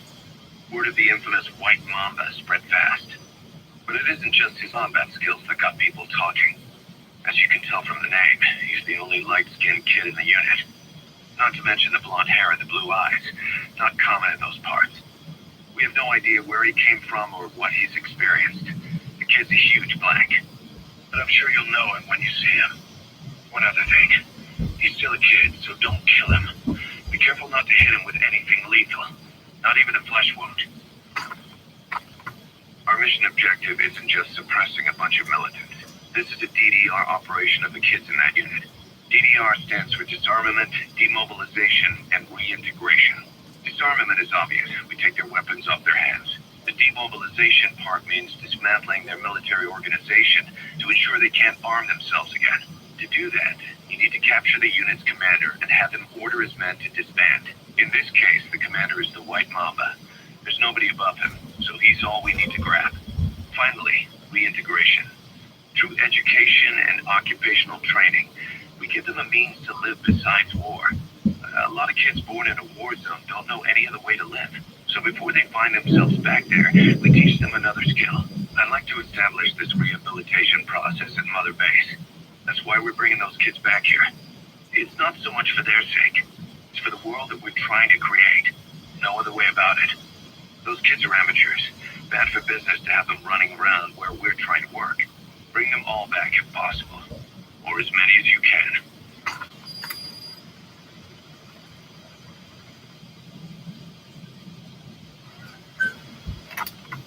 We placed the White Mamba and the rest of his unit in the staff living quarters. How's that going? It's a disaster, but what else can we do?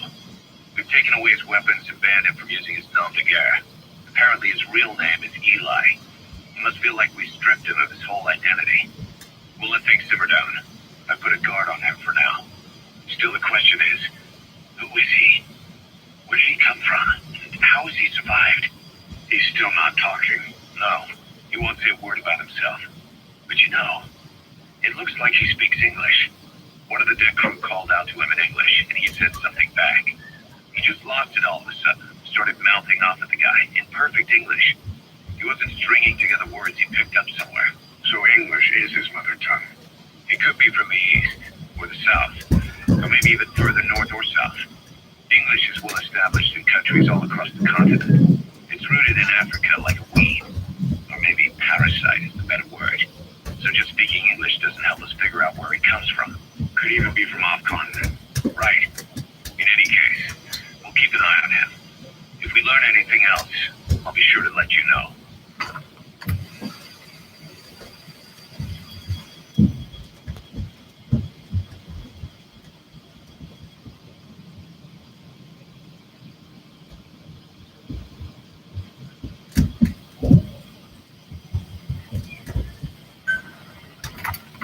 The whole base is busy getting ready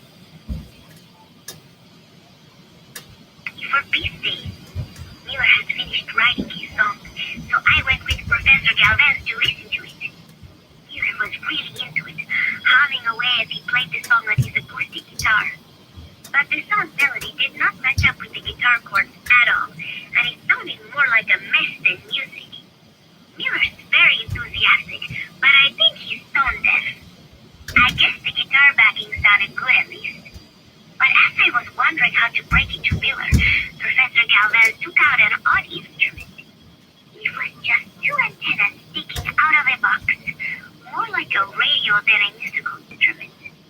He said it was invented by the Soviets, but why would Professor Galvez own a Soviet-Russian instrument? I asked him, and he told me music has no borders. Well, I cannot argue with that. Good music is something people of any nation can appreciate. Why not abandon war and just make music together?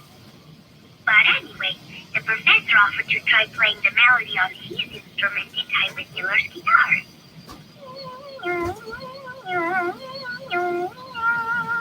It was like something from another world. But somehow, if Miller's guitar backing really well. She even gave the song a charming, down-home kind of feeling. Miller was overjoyed. That is it. That is my melody right there, he said. It sounded totally different from when he sang it. But hearing the professor's version, I thought I could probably sing it. Then Miller hit me with the next bombshell. But you write the lyrics. I did not know whether to scream or to run out of the room. There was only 1 week left until Peace Day.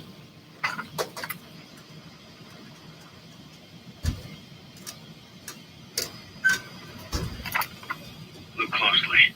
Those are the symptoms of the infection on Mother Base. The blisters on the body were full of tiny worms. Parasite larvae, most likely. But we couldn't find any adults. It doesn't seem to mature in the body, like a spargatum. We don't know the root of infection, or what causes symptoms to develop. The infection rate, along with the number of dead, are both on the rise. If we don't find the cause, and soon. Boss, you remember seeing these symptoms before? The bodies floating around in the oil facility, the bedridden test subjects at the Devil's House. This epidemic looks just like what we've seen on our hunt for Cypher. It could be a counterplay by Skullface. That's insane. You mean they're weaponized parasites? Parasites as weapons. That definitely falls under the Biological Weapons Convention. It's something the world would never see coming. And no one's ever developed a vaccine for parasites. So this is the weapon of mass destruction Cypher was working on in Africa. It may be. But if it is, how did the Yellow Cake and Walker gears fit in? There must be something bigger we're not seeing. Anyway, our priority now is to prevent more casualties. The medical team is studying the infection. We can't treat anyone until we know the root cause. All we can do right now is halt the spread of infection.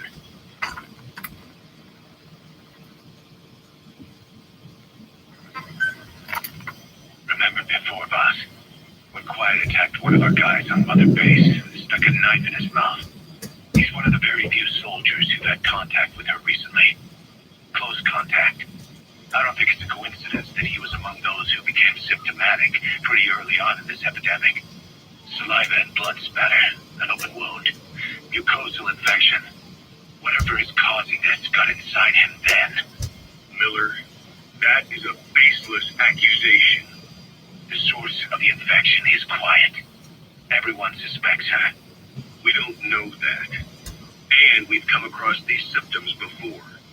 The bodies in the water at the oil field facility, those sick people in the beds at the Devil's House. They're identical to what we've seen while we've been after Cypher. The infection could have come from elsewhere. But at the very least, she does know something. It's not like she's gonna talk. No, not through words anyway. What about her actions? Quiet held a knife to that soldier back then, before he became symptomatic. There must have been a reason for that. A reason for shoving a knife down the throat of one of our men. What if she's capable of identifying who's infected? What if she was trying to stop the infection but couldn't communicate that to us?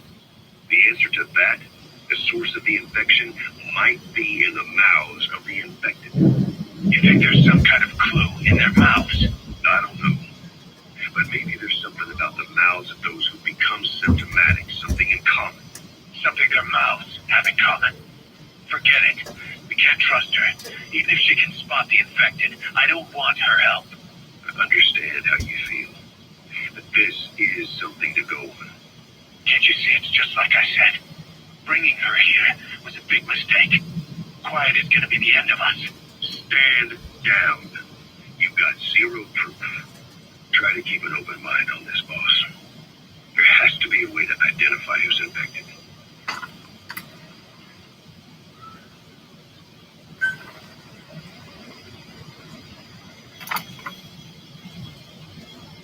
About the pathogen spreading through Mother Base. You've seen everything we've got on the outbreak. What's your opinion? Textbook symptoms of vocal cord parasite infestation. Then judging from this casualty list, it is the Kikongo strain, meaning the breed of parasite that triggers symptoms upon detecting pronunciation specific to Kikongo. So our Kikongo-speaking staff are at risk. Quite so. He's right.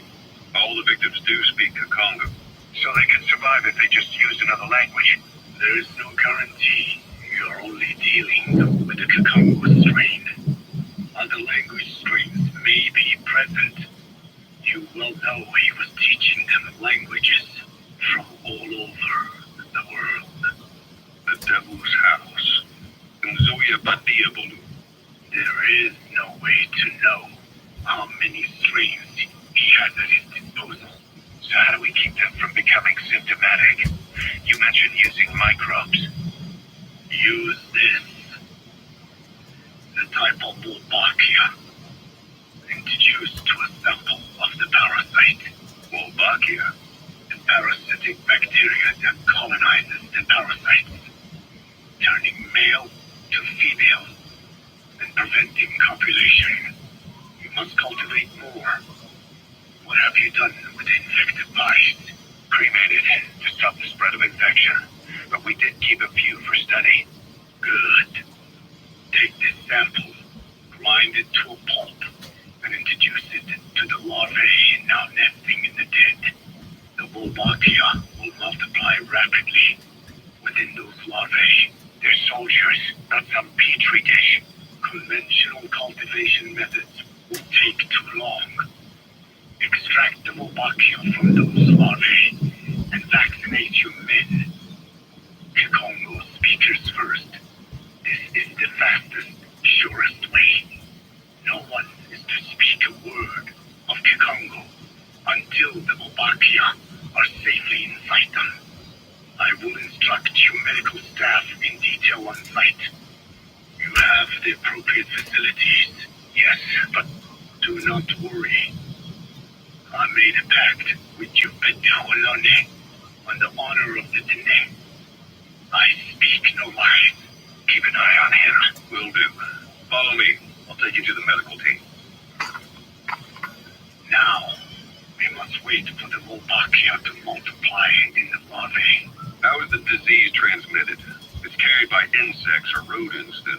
There is no intermediate host. So, the vocal cord parasites lay their eggs in the larynx of the host. Most hatch and migrate to the lungs, but some are transported to the mouth through ciliary movement, mixing in with saliva. Droplet transmission. Sneezing, coughing. Any food or water containing infected saliva. It would spread fast. Indeed. And when the larvae migrate to the lungs, symptoms can resemble the early stages of a cold, making it easy to infect others. Meaning a simple conversation would be enough to pass it on. Alright, so what happens after the larvae migrate to the lungs? It is as I said before. They mature by feeding on alveolar tissue. It is only then that noticeable symptoms appear in the host. By that point, it's too late. He's infected everyone else. It's one hell of a weapon you've created. That is what Blagamana wanted. Something that would spread easily. In truth, he is not the reason. But we will discuss that another time. The Wolbachia have multiplied. We're preparing to extract them and begin vaccinating. But is this really the only way? Sure, it'll prevent infection, but the cost. You would rather remove their vocal cords? No. Tactical communication is the linchpin of what we do. What if we were to ban the use of the Congo? Insufficient. First, there's no guarantee that only the Kikongo strain is here. Second, there is the matter of how the parasites lay their eggs. Before they can copulate, they must be exposed to the pronunciation of a specific language for a period of time, like a container filling with water. But the duration between when the container is full and when the copulation actually begins varies from case to case. In other words, even if the infected stops speaking as a countermeasure, it may already be too late. The only true solution is to prevent copulation through the Wolbachia, or by physically removing the affected tissue. Do any antiparasitics work? It sounds as though you have already tried. Yeah, we tried everyone there is, and nothing. I have yet to find a medicine that can remove the parasites. At best, it temporarily covers their ears. Why is that? Because the parasites are companions to us. To remove them inevitably harms the host. Companions? More than you think. And this is why the human immune system cannot eliminate them.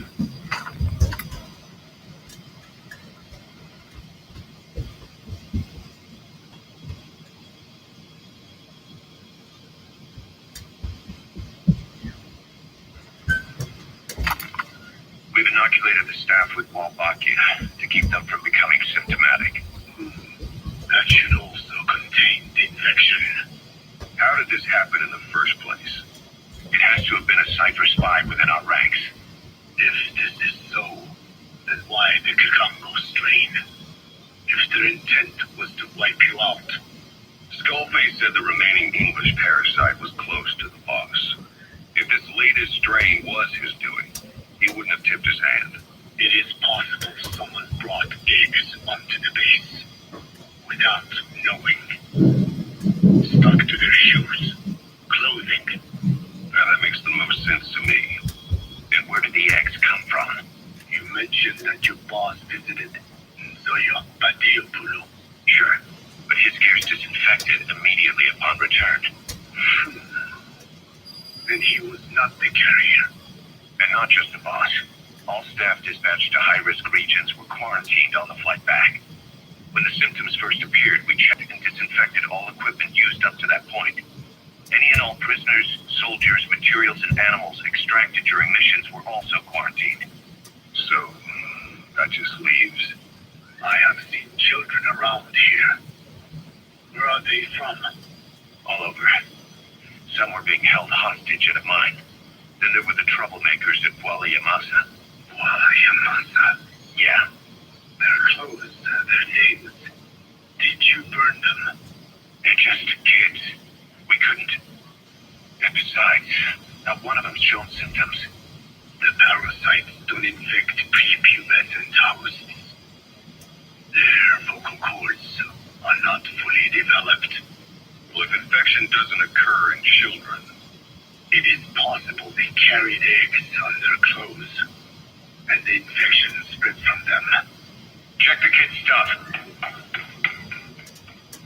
I doubt there is any trace left by now.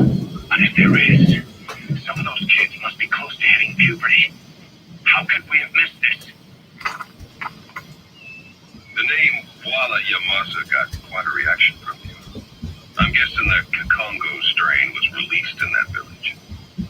Cypher used that region to experiment with vocal cord parasite transmission. The Kakongo strain. The settlements around the refinery upstream of Wallet PLA were the proving grounds. They would infect one villager, then record transmission speed. Dangerous work. If they failed to contain the infection, it would flip into the surrounding regions. At which point the world found out about the parasites, making them useless as a weapon. Incredible they'd risk such a thing. The test site was densely populated too. A terrible place for such experiments. No doubt, they thought burning everything would wipe away all traces. The settlements were covered in oil anyway. Who would wonder if one day they caught fire? And so it did. They burned it all, living and dead. Those remains. But they miscalculated. Transmission speed was far faster than anticipated.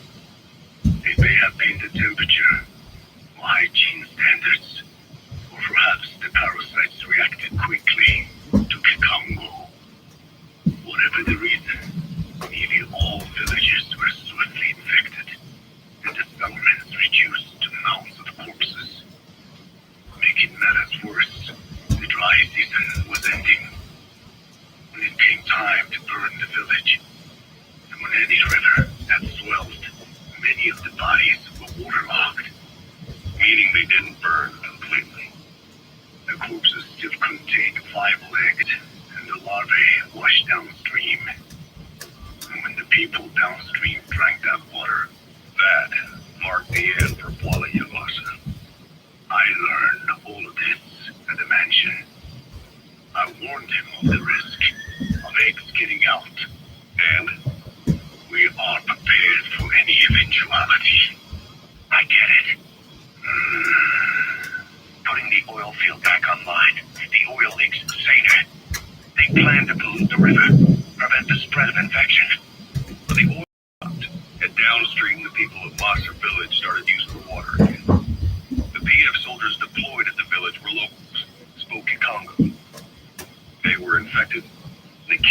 side. I've heard enough. And who stopped the flow of oil? Don't. We did. That confirms it. The source of the Kakongo strain infection was not a village. And the children brought it here. It is no one's fault. There is no blame to be cast. The parasites, they were tested in other regions. Their physiology requires that they be tested under varied conditions. Another test site was in Afghanistan. So it was the parasites there. Both the Pashto and Tajik languages are spoken in the mountains of Afghanistan, and population density is low. Ideal testing grounds for how accurately the parasites target only the specified language. It is also relatively easy to prevent the spread of infection. And the results? The first test, I am told, was a success.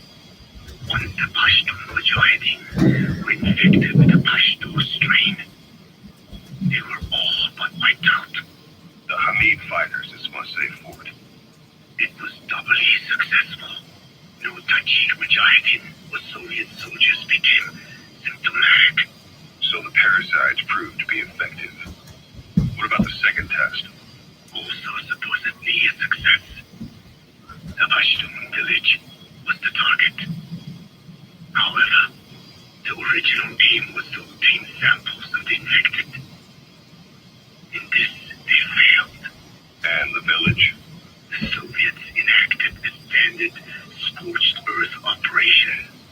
That must have been the village where Malak lived, before being held captive at La Mahate Palace. Having had more time to think on it, the details shared with me may have been false. They are madmen who would do anything to cover up the truth. They certainly seem to like tossing their problems in the fire. As a boy, Skullface's life went up in flames. Perhaps that is what fuels his fixation with fire. Your Wolbachia stopped the infection all right, but I still don't get it. How can a few bacteria change males to females? I know they're only bugs, but it is not such a rare thing in the natural world. Many insects and nematodes are infected with Wolbachia. But why?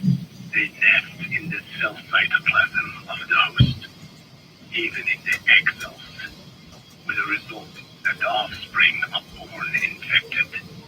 Mother-to-child transmission.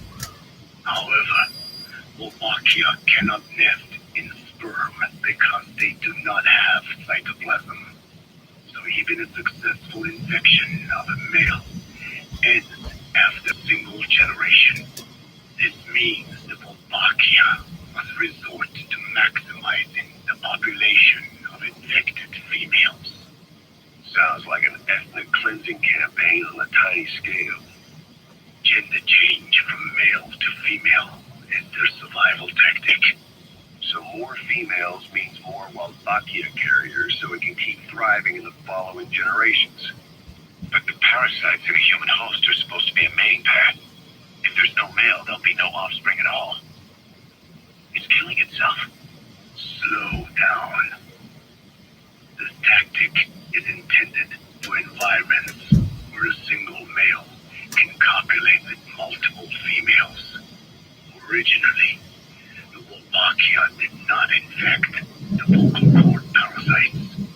I created a mutated strain, modifying the Wolbachia so that it could infect monogamous pairs.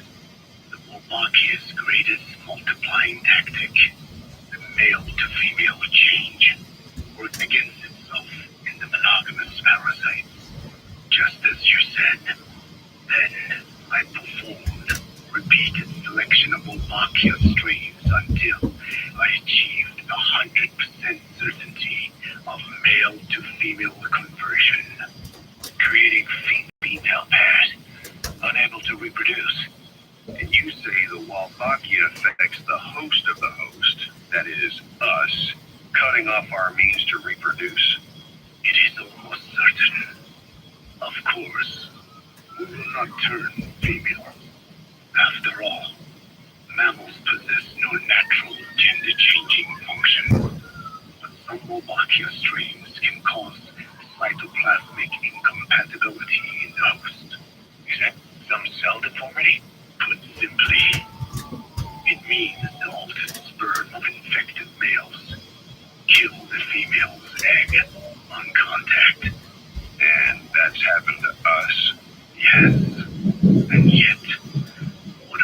in humans is not just simple CI. To date, there are no cases of Wolbachia affecting humans. The fact that this strain causes this effect, is it the vocal cord parasite's affinity with humans? I do not know enough to say for sure. So the parasite warps the host. Reminds me what Skullface said.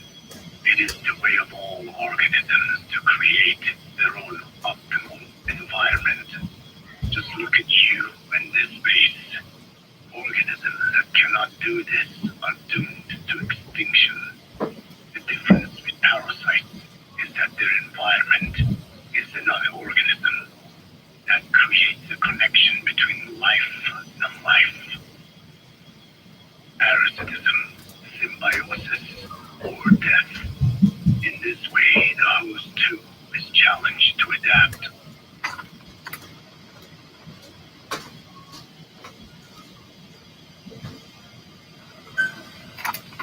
So, Tucker, what are the metallic archaea? Volcanic craters, spewing sulfur.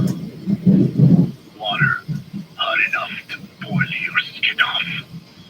Ocean depths of 800 plus atmospheres. Wastelands radioactive enough to kill you where you stand. There are groups of organisms that survive this fight. No, because of living in such environments. I've heard about that. Extremo something. Extremophiles. By selecting certain species, then subculturing and repeatedly modifying them, I created a metallic offspring of pure archaea.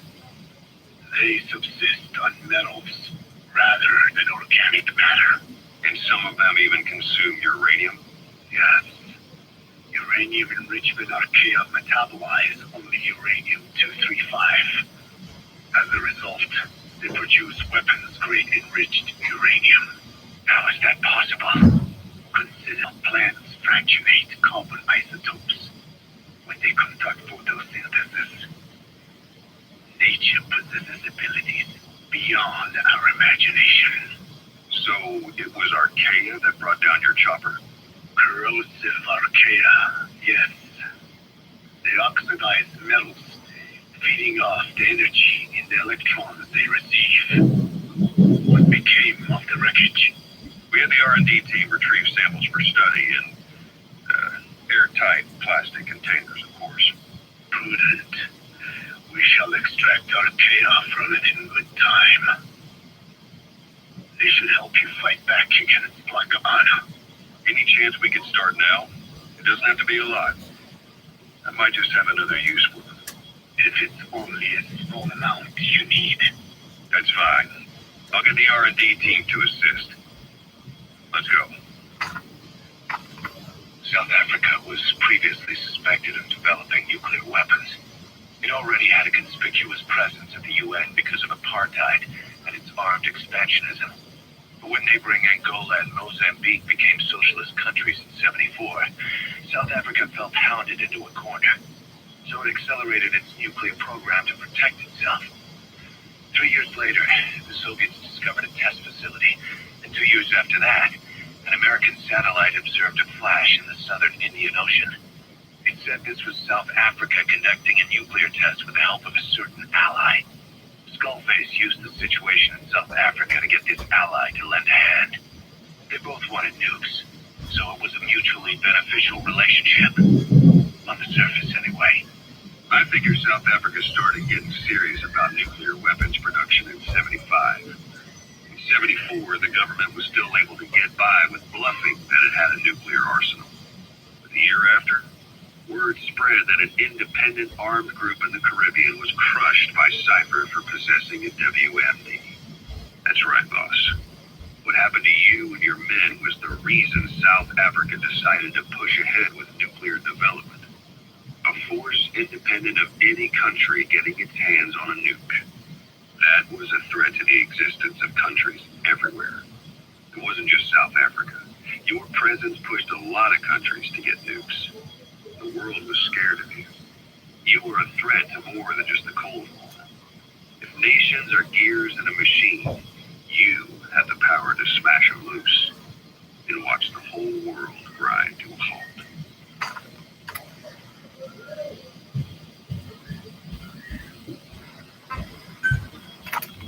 Emmerich uses externally powered legs of his own design. It's bionics technology, a product of the U.S. military's failed attempt to develop a powered exoskeleton. All the wearer has to do is apply a little force, and the actuators continue the movement in that direction. But his legs are unique. Instead of using a hydraulic mechanism, the actuators run off metallic archaea. That increases the actuator's reaction speed and also enables him to lock and release the joints at will. The legs are a nifty little gadget, but they have two clear weaknesses. First, they're dependent on external power, maybe because he built them knowing he couldn't leave his lab. There's no internal battery. That's why they won't work if they aren't plugged in. Second, and this is more than just a weakness, the legs are directly connected to his bones. Could be to minimize signal loss in the order's output to the legs and the drive response from them. Either way, Emmerich has used bolts to attach load-bearing parts directly to his femurs, probably by mimicking surgical treatment for compound fractures and the like. But the end result is those legs and his body are fused together. And that appears to be how he's able to move them so precisely. That also means that any shock to the legs would be delivered right to his bones by way of those bolts. The same is true if he encounters the corrosive metallic archaea. If the corrosive archaea ate into the exposed bolts, they'd reach the endoskeleton parts and eat through them too in the blink of an eye.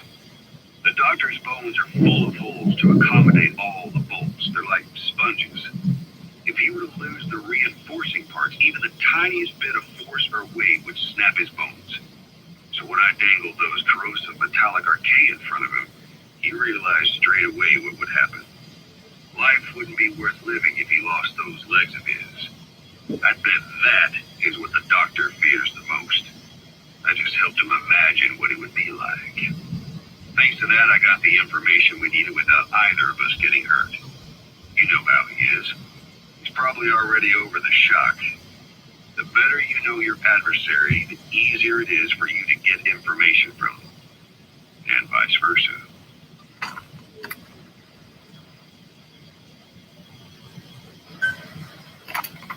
About this OKB-0 Emmerich was talking about. Its location and features match the citadel in the mountains northeast of the Soviet base camp. Built during the time of Alexander the Great, it was left in ruins following one of Genghis Khan's campaigns. Its occupants changed time and again due to war, and it was expanded on more than one occasion. Ultimately, it fell into the hands of the Soviet philosophers. The Soviet army was using it as the headquarters of its Afghan invasion force. But it would seem that Skullface's connection with the philosophers gave him license to develop Sahelanthropus there. And that's what Emmerich was doing at the place, before he got the axe. But OKB is a designation the Soviets use for weapon design bureaus. There's no way they'd have one of those in Afghanistan. And in principle, the numbers that follow OKB are always integers above 1. There is no 0. Perhaps this was a secret facility of the Soviet and Chinese philosophers dating back prior to World War II. Though it's more likely Skullface just picked a fake name that more or less fit the Soviets' pattern. He doesn't go there often, but he sure as hell won't miss this. They use the heliport on top of the tower for his visits. Start by heading for the heliport. Then wait for your chance to make contact with Skullface. It seems Sahelanthropus' armor is made from depleted uranium. That offers some serious protection. The U.S. military is planning on using it for its main battle tanks, too. Maybe that's where Emmerich got the technology. Uranium. They're using nuclear fuel for armor now? No. What they use for nuclear fuel is uranium-235, which is extracted from natural uranium. Depleted uranium is a byproduct of that process. Sort of like the leftovers, I guess. The garbage. Uranium-235 makes up 0.72% of natural depleted uranium contains only 0.2%. What are the benefits of using it for armor? It's a pretty short list. Uranium's a heavy metal, like lead, meaning it can hold a greater amount of kinetic energy. But it also boasts a hardness closer to tungsten that makes it an ideal material to use for, say, armor-piercing ammunition penetrators. But it's not the best choice for armor. Its volume is less than that of ceramics, but for an equal weight, you could end up with less protection. So why use it then? According to Emmerich, it came down to him being unable to source ceramics technology from a manufacturer. Plus, given that it's an upright walking vehicle, he wanted to reduce the bulk of certain areas. Despite all that, depleted uranium still makes for some tough armor, and Emmerich says it's been proven in live fire tests. It stops most Soviet tank shells.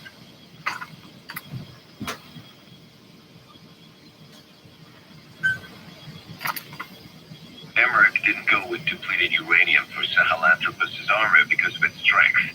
He had nukes in mind. Exactly. It's meant to use its body as the fuel component for a nuclear weapon. Sahelanthropus uses built-in uranium enrichment archaea to melt its own body and extract uranium-235 from the depleted uranium in its armor. Those archaea perform the enrichment in an extremely short time. The concentration jumps by a factor of several hundred, from 0.2% to over 90%. The end result being highly enriched weapons-grade uranium. Sahelanthropus's body itself becomes a nuclear bomb. Emmerich says if it were to self-destruct, the nuclear yield would be somewhere in the region of 15 kilotons.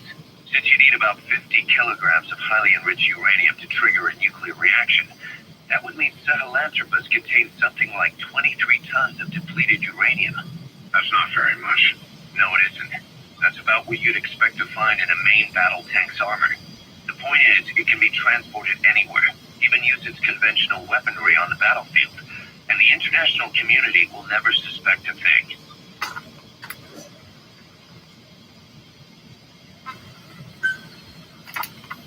I just received word from the R&D team and the transport team out of Afghanistan. They finished installing Sahelanthropus on the base. It's ours now. All right. Don't let any of the staff touch that thing, especially Emmerich. Of course. That guy's crush on Sahelanthropus is beyond a joke. Guess he really wants to see his tech stand on its own two legs this time. That's not gonna happen. I know it. So you've got no plans to make it operational again? Damn right. Boss, I want to hear it straight from you. Hear what? What the hell do you want with that thing? The drive is busted. It's not like it has a nuke on board. Even if the metallic archaea could turn it into a nuclear weapon, all it can do is self-destruct. Sahelanthropus just isn't a weapon anymore. It'll draw unwanted attention without even being a deterrent. I know. The weapon's development strut sank 2 feet under that thing's weight. That's 1 year's drop in a single night.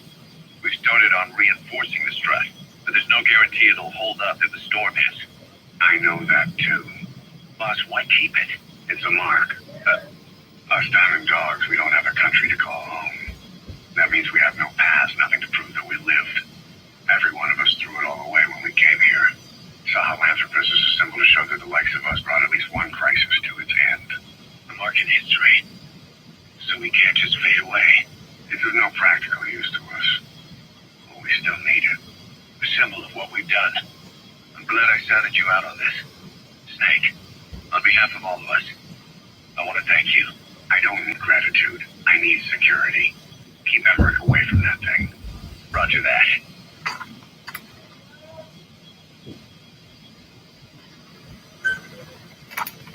You said that the nuke Skullface was trying to spread around the world were equipped with a failsafe. Something that could shut them down at will. His will. Quite so. After all, he needed guarantee that a fire wouldn't simply turn the weapons back on him. So how can they be stopped? The criticality trigger. That is, the detonator. Is a complete black box design. Any attempt to dismantle it causes it to melt in seconds, using the corroding archaea. The design ensures that no detonation is possible unless it disengages the lock. So he had a way to disengage it remotely? Precisely. The client simply presses a button. At that moment, the detonator transmission with a surveillance satellite. The satellite reports to him how the client is trying to use the nuke. If he does not object, the lock is disengaged. But if it's a risk to him in any way, the detonator melts down. The same is true if detonation does not occur within a preset time after the lock is disengaged. The nuke is rendered useless. Who would buy something with strings attached like that? The client would never know until the moment they actually try to use it. Most likely, he would have explained the time delay, that the detonator's needing time to activate. And he only intended to sell to technologically primitive groups in the first place. Let me guess. He'd claim it was defective and offer a replacement. Shadier than a used car salesman. Skullface shakes your hand like a friend, using the other to control you like a puppet. This is how he works.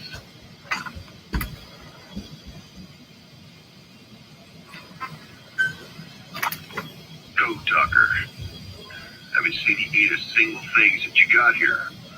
Let me guess. Photosynthesis. Oh? What makes you say that?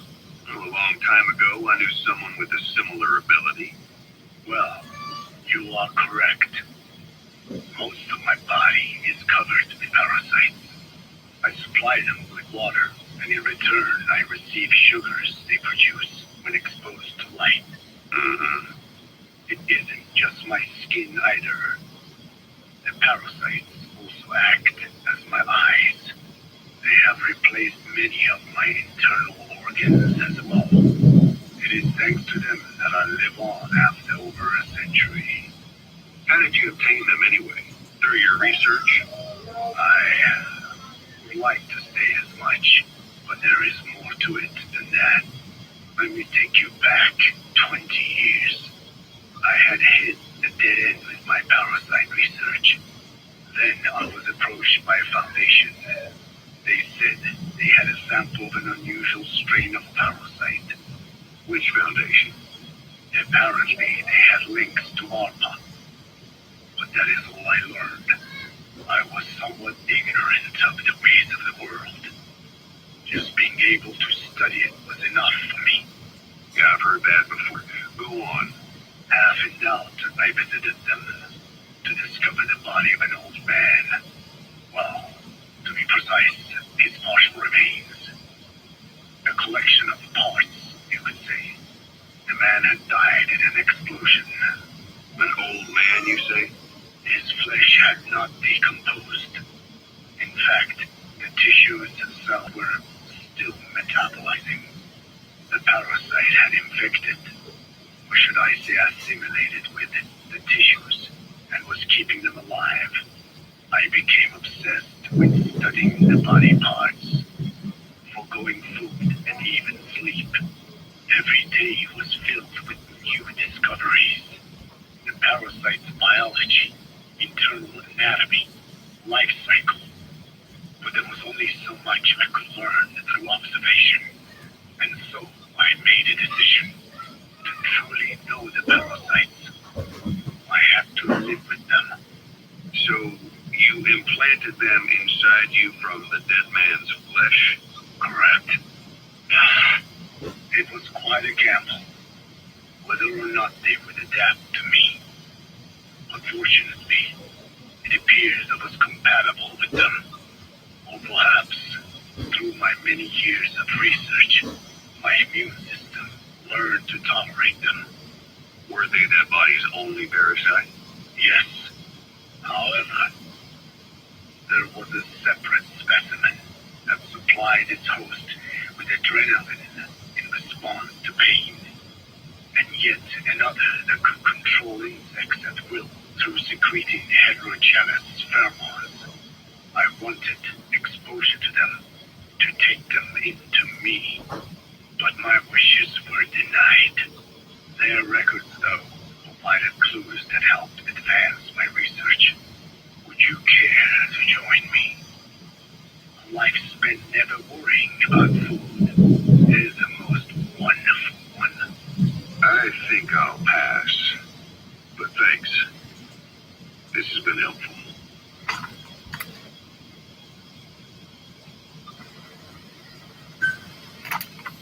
Skullface has finally burned out. The world is rid of his existence at last. Was he still alive? You could say that. But you could also say he'd been dead for decades. What's that supposed to mean? Biologically speaking, it's hard to say how much was his life. Side effects from the treatment? No. The primary effect. Keeping a dying host alive as long as possible. That is the whole point. But in the end, he grew too dependent on his children. As if he had any other way to keep on living. He first underwent parasite therapy before the Soviet Union became his home.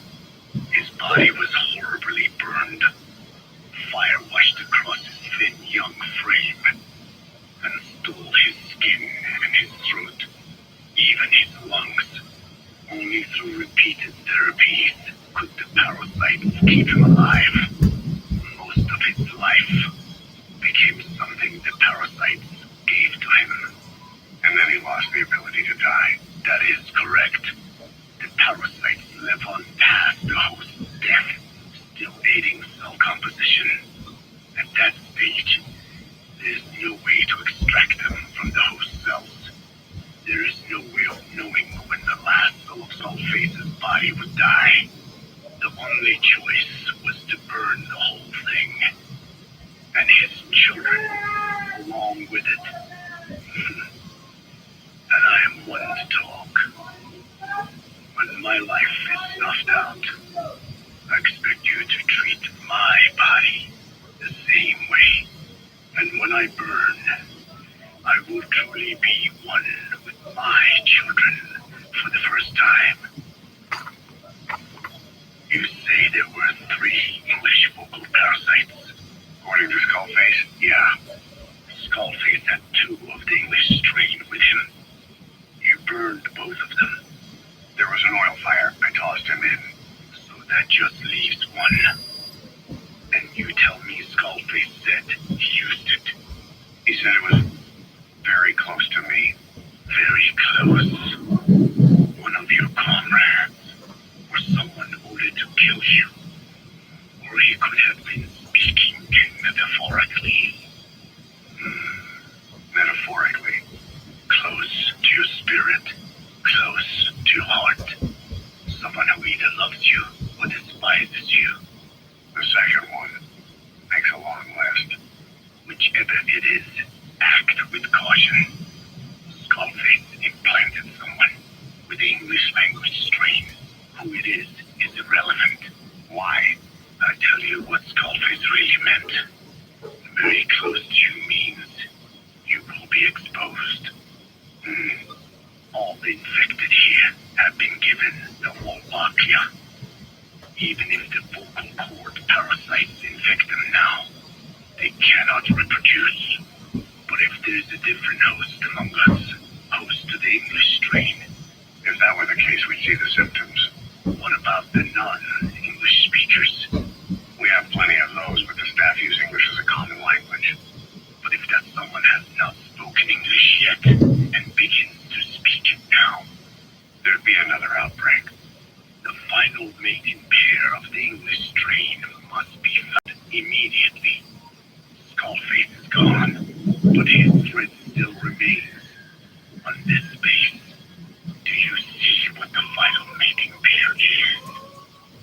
With him dead, those parasites are the stain he wished to leave upon the world. His thirst for vengeance. In the flesh. Think. Does anyone here bear a grudge against you? Who would target you, specifically? The ethnic cleansers that Cone Talker mentioned, they weren't Skullface's true goal. All we have is circumstantial evidence, but here's my theory. It was Cypher who started developing the vocal cord parasites as bioweapons, parasitic weapons, and Africa was the testing ground for them. As Code Talker said, their purpose is the ethnic cleansing of only those who speak a particular language. So they could do a weapon of mass destruction to eradicate specific groups, races, ethnicities, or colonies by the language they speak. Or a kind of absolute language control. Or maybe a tool for those arrogant fools to build some misguided utopia. I can see plenty of uses for them.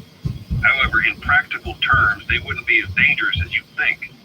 Counteracting the parasites is easy, after all. Cut them out of your throat to save your life, or just don't talk. That also prevents the infection from spreading. So if the international community were to find out about it, they'd no longer be the threat they were conceived to be. In which case, their targets would be limited to minority groups as a deterrent or a terrorist tool. It's hard to imagine Cypher developing something like that as a main weapon for their arsenal. That leads me to think we've only tugged on one little thread in Cypher's grand tapestry. An obscure corner of their work, possibly forgotten altogether. In any case, things changed. When Skullface was forced to relocate to Africa and he saw that thread dangling. All the time he continued that research, he was secretly following his own agenda. The ethnic liberator parasites, his English language strain.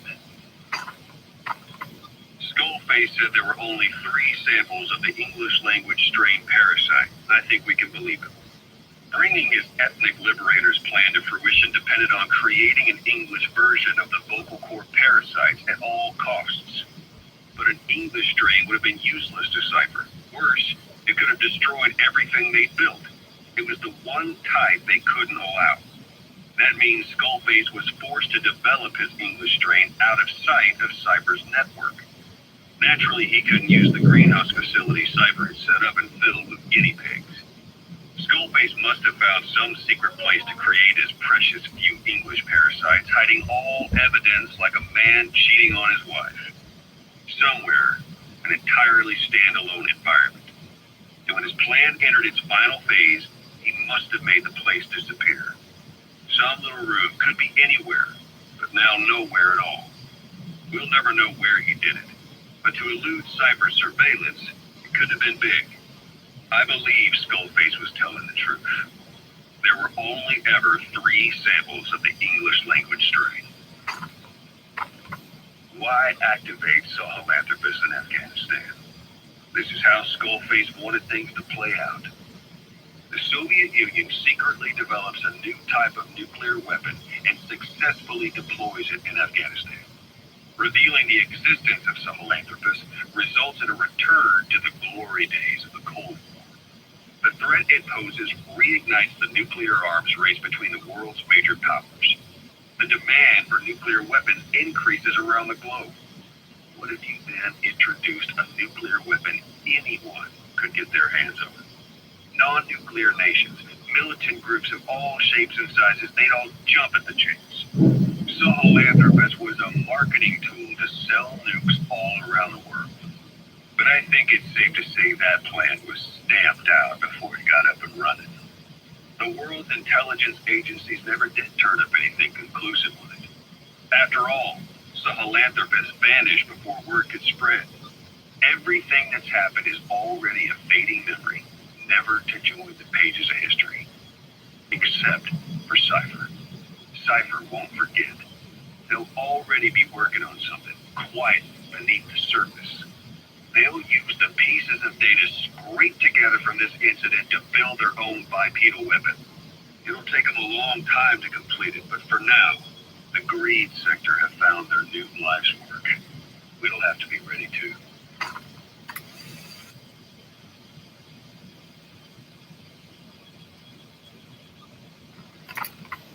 So, as if putting me on stage to sing was not enough, Miller even expected me to write the lyrics. He even said he had thought of the title already. Love Deterrence. As if he had done the hard part. Deterrence, love, deterrence. Deterrence is when nuclear weapons prevent war, right? I do not see how love fits in.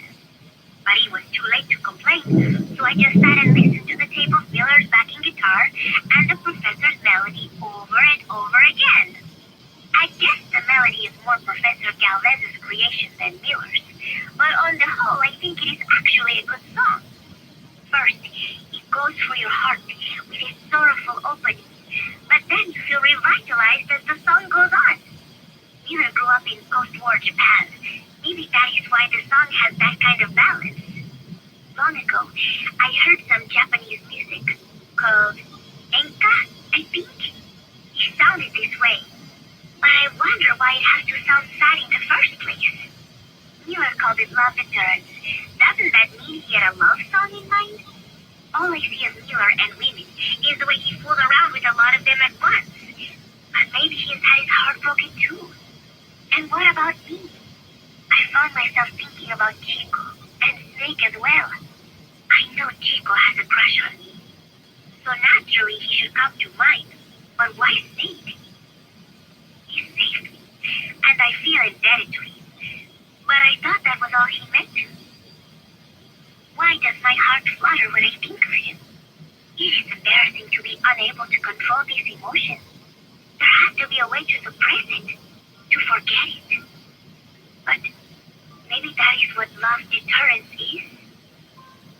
With that thought in mind, I went to my desk and began to write and write. Just 3 days left until Peace Day.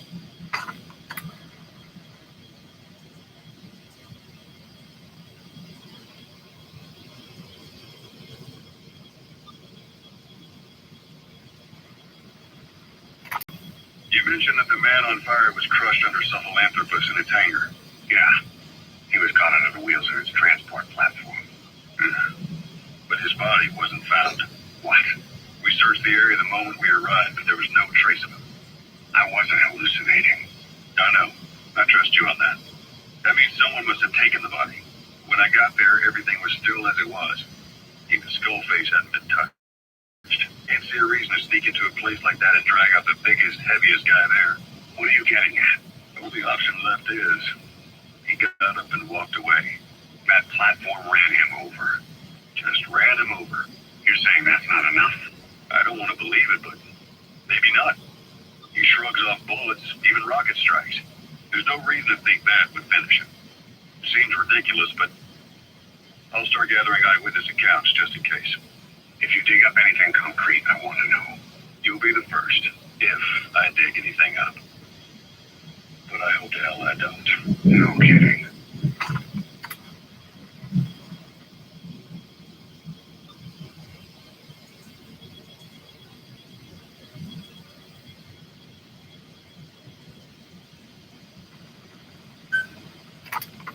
This is yellow cake that Cypher was having the PF's transport. Before we met you, the boss recovered it from a truck crossing the savannah. Are there metallic archaea inside it? Yes, the archaea metabolize uranium-235 to subsist. They must be stored inside yellow cake, or they cannot survive. So those biological traces we took for impurities were actually the real cargo. Of course, they are deactivated, so they do not trigger a sudden enrichment. They are like baker's yeast. Yet, they do gradually enrich the uranium as they feed. I imagine you detected weapons-grade traces. Yeah, we did. And the malachite that was loaded on the truck had traces of uranium in it too. So that's the flower, huh? Skullface was gonna sell do-it-yourself nuke kits. The uranium-enriching archaea complete with the user's manual. And the ores with the uranium could be sourced by the client or provided by Cypher. Even the trace amounts buried in common ores can be enriched to weapons-grade uranium by the metallic archaea. Proving that must have been the most important factor of the trials. That uranium in the ores are low enough, they can get past any inspection.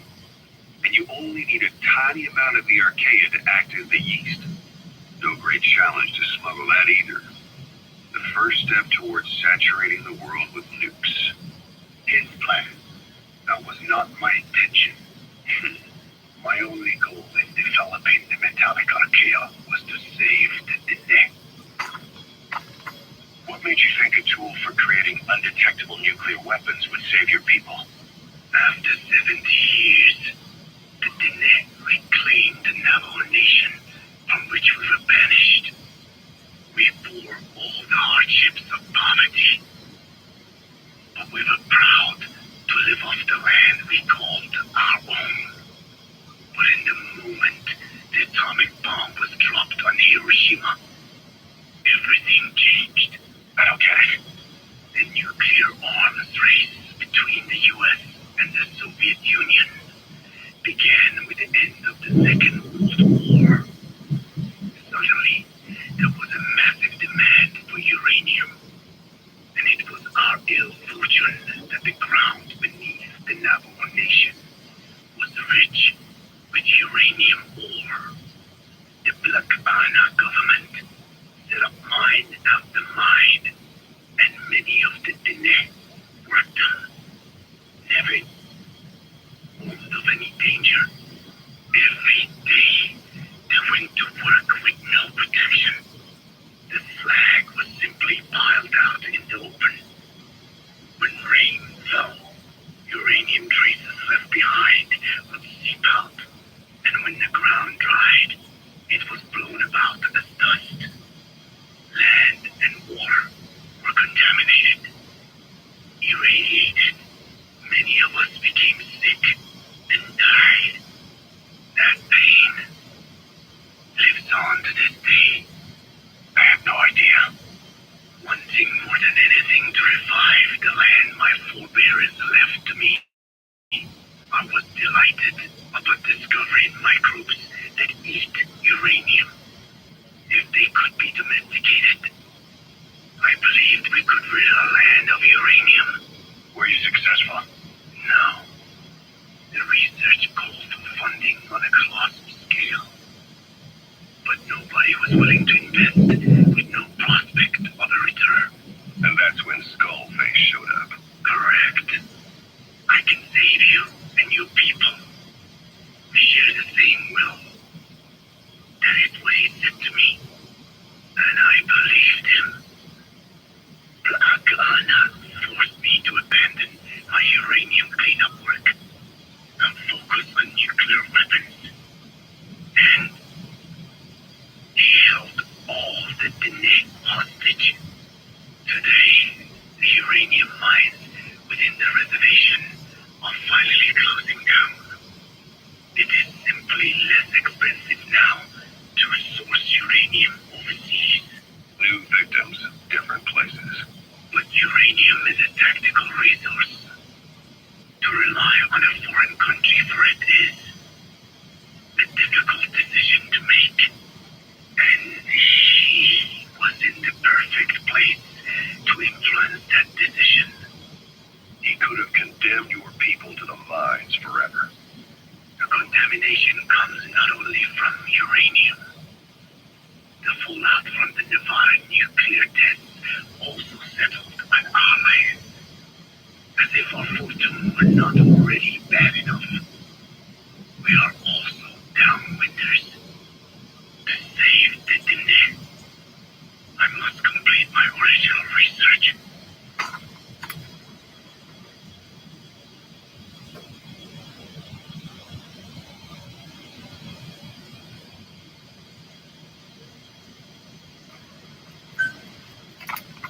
The one that covers the parasite that lives on the surface of the skull's bodies is what gives them their power, similar to my children who live in my skin. I modified the parasites I isolated from the body of that old man, differentiating them with various embedded cells at will. And under that, by harboring multiple species of metallic archaea, can oxidize and reduce metal. Isolating the one that covers and transplanting it into an artificial medium should provide the same abilities as the skulls, but they can only subsist within a human body. Once transplanted into the medium, they will eventually die. Another thing, the weakness of the one that covers is desiccation. Their surface moisture loss is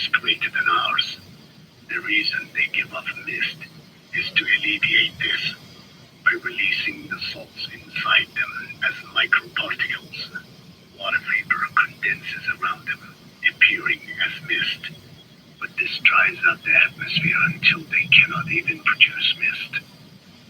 And once their supply of water from the host runs out, the parasites are in danger.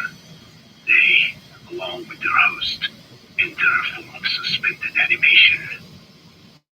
However, a similar effect occurs if they come into contact with a large amount of water. Rain, for instance, the one that covers will temporarily abandon other processes in its eagerness to absorb the water. And the make the weather your ally.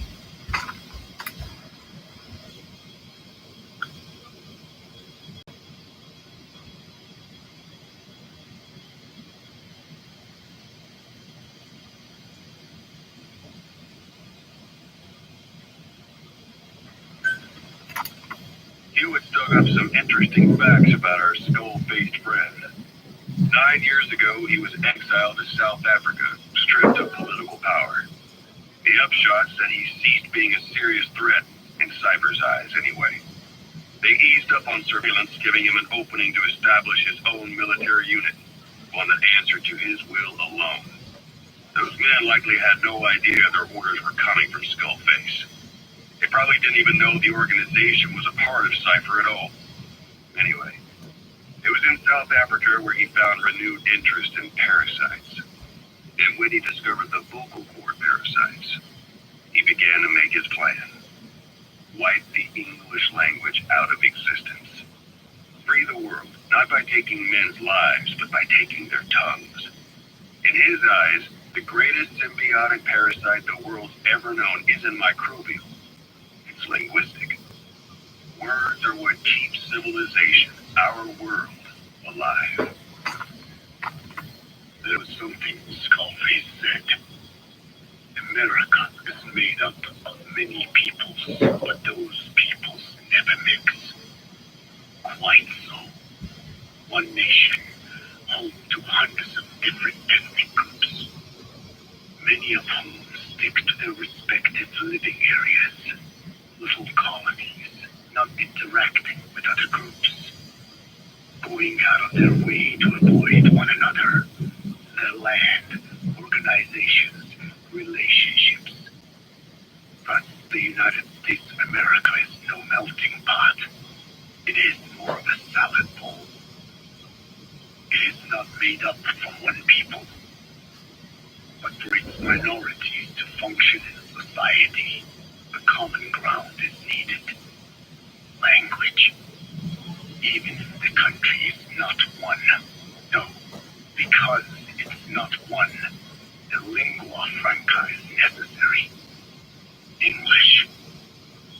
American hegemonism was born from the illusion that English could unite diverse ethnicities. In taking in people from around the globe, America became a microcosm of it. Now the boundaries between it and the rest of the world have become blurred. However different our neighbors may be, English enables us to create symbiotic relationships with each other. If English can bring unacquainted neighbors together in America, this should hold true for the world.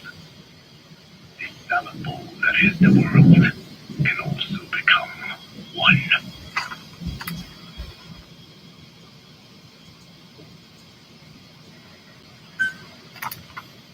I have spoken enough. Your men can take it from here. Will you permit me to rest? Have something to eat? I thought you don't eat. I can subsist without food. But there is more to the act of eating than nourishment. We receive nature's blessings, and we affirm our part in it. And in doing so, we express our gratitude. Sorry, it's hearing you say you don't need to eat and that you're a part of nature in the same breath. Anyway, what can we get you? Not exactly a 5-star restaurant, but the kitchen's used to serving a lot of different appetites. Hamburgers. Hamburgers. Even we men have become Americanized. I eat them often back home. And you just can't let them go. Well, as far as symbols of the American Empire go, hamburgers are pretty good. The victory of capitalism. You people suffered so much at the hands of America. And you asked for hamburgers. We have suffered more than you can know. But I do not see hamburgers as an accomplice. A single dish, providing a balanced helping of nature's blessings. Meat, grain, and vegetable. How could anyone hate such a magnificent thing? Says the guy who can survive on photosynthesis. Balance has nothing to do with it. You just like a good burger. That is also true. Be warned, though. I have very high standards. Don't worry. I do too. All right then. One good old-fashioned all-American icon coming up. I look forward to it.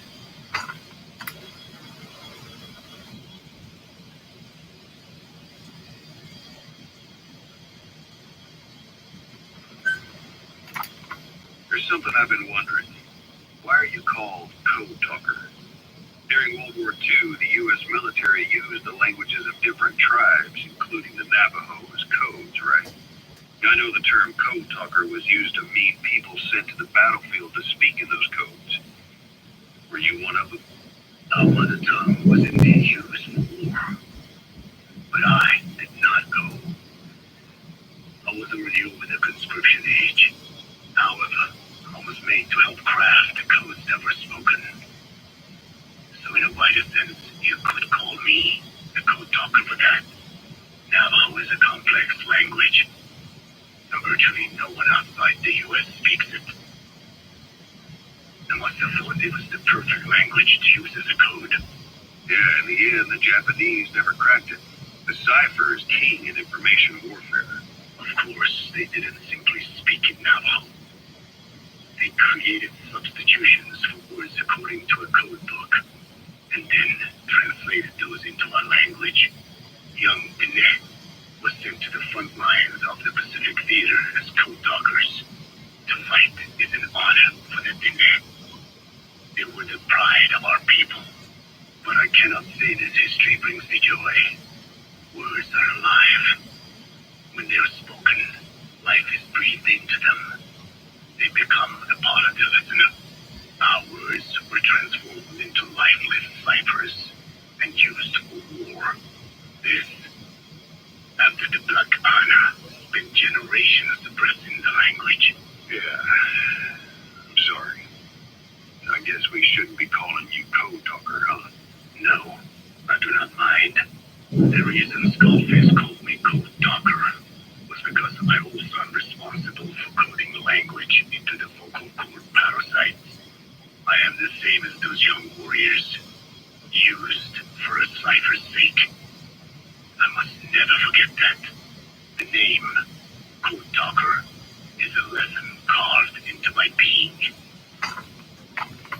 You said Skullface ordered you to weaponize the vocal cord parasites. But you also said he wasn't the reason. And he wasn't. I was seduced by the parasites. That is a fact. How? You mean from your curiosity as a scientist? That I cannot deny. But there is more to it. The story goes back to the 19th century, to my earliest memory. One day, a man from the government visited our Hogan, our home. I cried as he yanked me from a mother's arms and took me away to an Indian boarding school. From that day forward, I became George. This was the name my teacher gave me. I was forced to give up my name, forbidden from speaking anything but English. If we dared utter a word of filthy Navajo, the teacher made us eat a bar of soap. Yeah, that was the U.S. government's education policy for Native Americans. To erase our words was like erasing our people. Their education was tantamount to ethnic cleansing. Over execution of our language stopped. But to this day, it continues to be eaten away by the lingua franca, that is English. Many of the Nene outside the reservations can speak nothing else. And it isn't just our language. Across the world, minority languages are being destroyed by dominant languages. Many are on the verge of extinction. Enter the vocal cord parasites. Yes, I began thinking that minority languages needed some sort of deterrent against dominant languages. In order that day, that their peoples and cultures would survive. It was then that I came across literature at the foundation claiming that man acquired language thanks to a type of parasite, one that distinguishes between languages as a precursor to reproduction. If I could just resurrect it, make it more pathogenic, I would have my deterrent against English. But I failed to hide that aim from Skullface. He noticed. Yes, I wanted to retaliate against the English language, though never did I intend to actually use it as he planned. You know how the story ends. I was forced to study how to make the parasites compatible with all the world's languages. All but English. However, he in fact secretly isolated an English strain. I will not be held prisoner by the man's phantom. The English strain must not be allowed to exist either.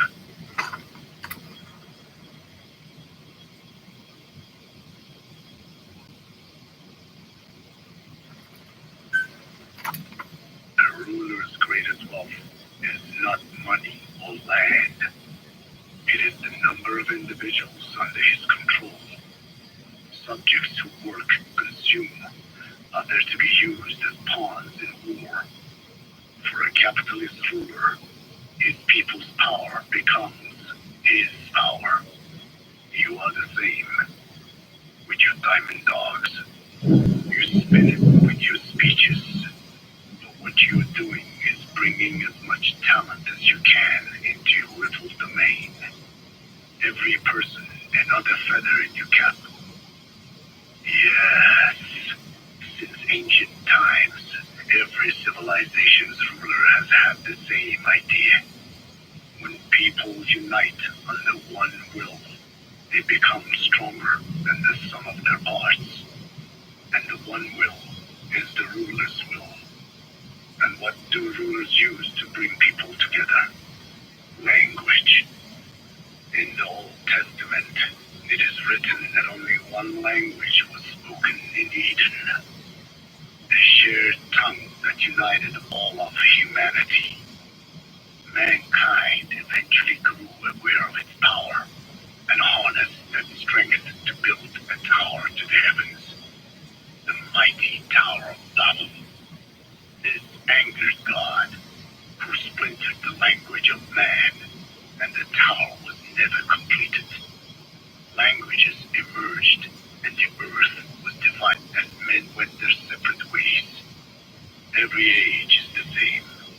A ruler's first order of business, after conquering new land, is to force his tongue on its people.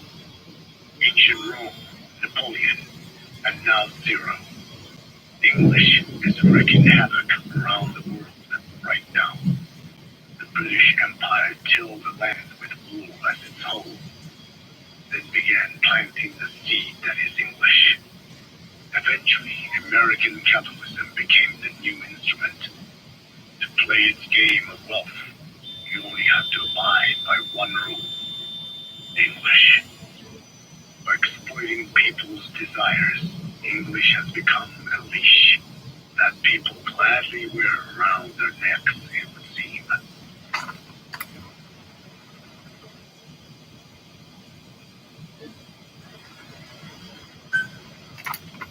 Vulcan, the group colonel, was burned alive with a shadow hog during Operation Snake Eater 20 years ago. Despite suffering severe burns to his entire body, he still clung to life. After you left Seleniarsk, Volgan's body was taken to a research institute in the outskirts of Moscow. Modern medicine couldn't explain why he was still alive. Not that the colonel was any ordinary man to begin with. That constant electric current he had running through his body that he could unleash at will. To be honest, I was always uncomfortable around him. Thought I might get electrocuted just by standing nearby.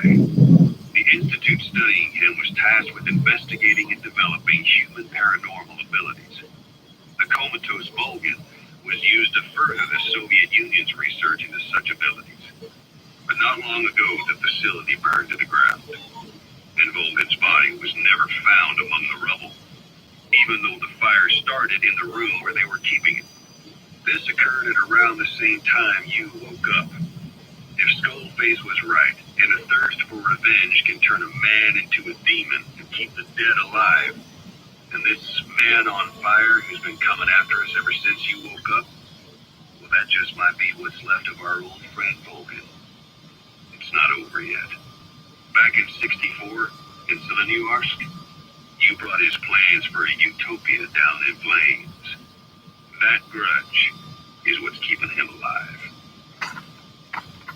The day the research facility holding Volgan burned down, a Soviet jumbo passenger jet happened to crash nearby, far away to the north of that hospital in Cyprus. On board the plane was a young boy who was being studied at the same facility. The plane fell to Earth from over 8,000 feet, but the boy's body was the only one not recovered. At almost exactly the same time as the crash, Volgan awoke in that facility. According to the Research Institute's documents, the gifts this boy demonstrated included psychokinesis and telepathy. To protect his mind from being inundated with other people's thoughts, he always wore a kind of gas mask. A rudimentary form of psychic insulation, apparently. We don't know where this boy is, but if Skullface is connected to him, we may cross paths with him yet. This boy is part of a new age where nothing we understand about the world makes sense anymore. Don't let your guard down.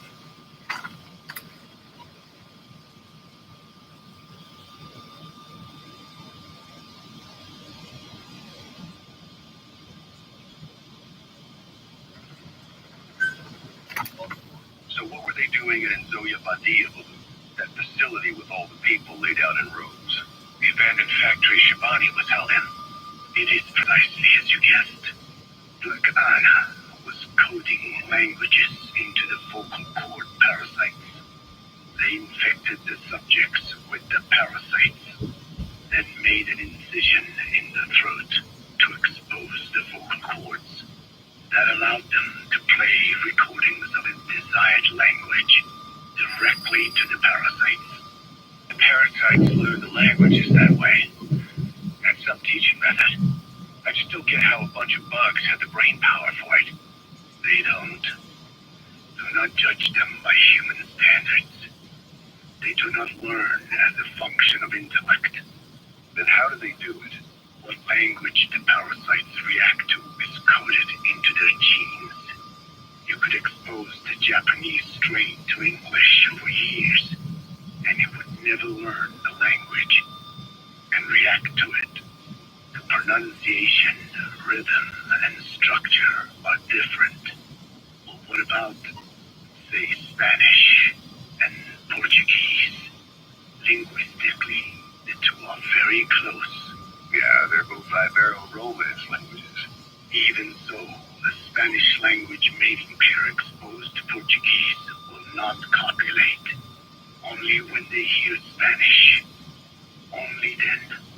And the majority of their offspring will be the same. So it's a literal case of a mother tongue. But if that's so, I don't see how the different strains can be created in the first place.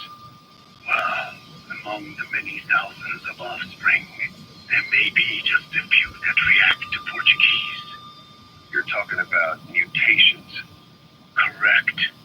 Playing the tapes helps to identify the mutant strains. Those specimens are then isolated and bred with one another. From their children, specimens that react most strongly to Portuguese can again be selected and bred. Repeating this process react solely to Portuguese and never to Spanish. Mutation and selection. No different to breeding roses.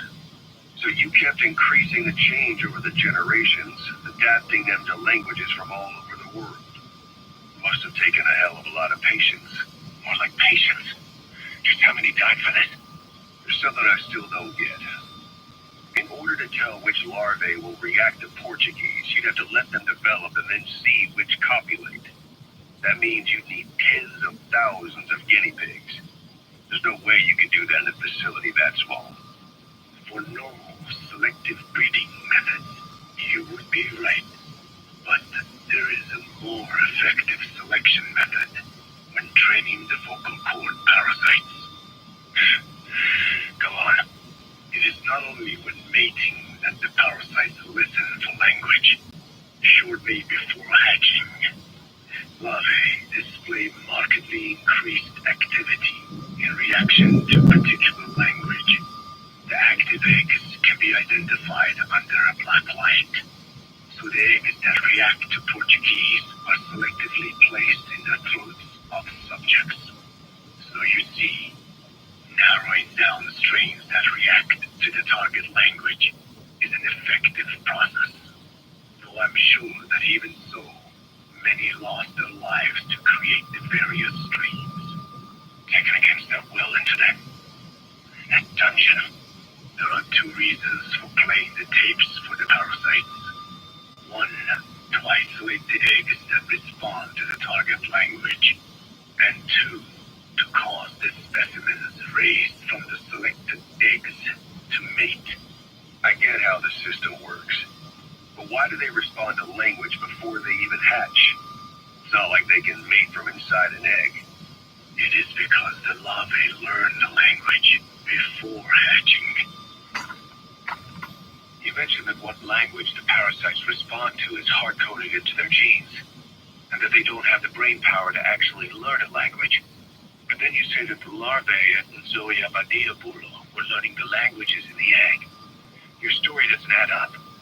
Your country is home to a unique songbird. The Japanese bush warbler. Sure, what of it? What a beautiful call it has. But no bush warbler can sing it perfectly at the start. As chicks, they can barely chirp at all. They must learn from their parents and other adult birds. Only then can they sing properly and attract females. So naturally, there are individual differences in each bird's call. Though they start on the same footing, each bird is influenced by its teachers. And the parasites are the same? Like the birds, the parasites have a genetic predisposition towards a particular language. While in the egg, the larvae's ears are tweaked by listening to the voice of the host. This tweaking ensures that the grown parasites will react better to the host's speech pattern. Why would they have an ability like that? Well, there are distinct regional differences within even the same language. Rare is the language that has no unique dialects. Yes, learning the host's speech pattern before hatching attunes the larvae to whatever twist of pronunciation it will encounter. This adaptive ability is what makes them so formidable. I see. So a language requires selective breeding, but the parasites can learn dialects by themselves. Of course, having the egg-stage larvae listen to the tapes in the factory was not meant to teach them. It was more important to use that trait of theirs to identify the mutated strains. As I mentioned earlier, is that really accurate enough to use as a weapon? You could wipe out a neighboring ethnic group by accident if their pronunciation is too close. What you say is true. In that sense, they are imperfect as ethnic cleansers. But for his purposes, they are good enough. His objective was not to exterminate any one ethnic group, but to render the world's lingua franca, English, inert.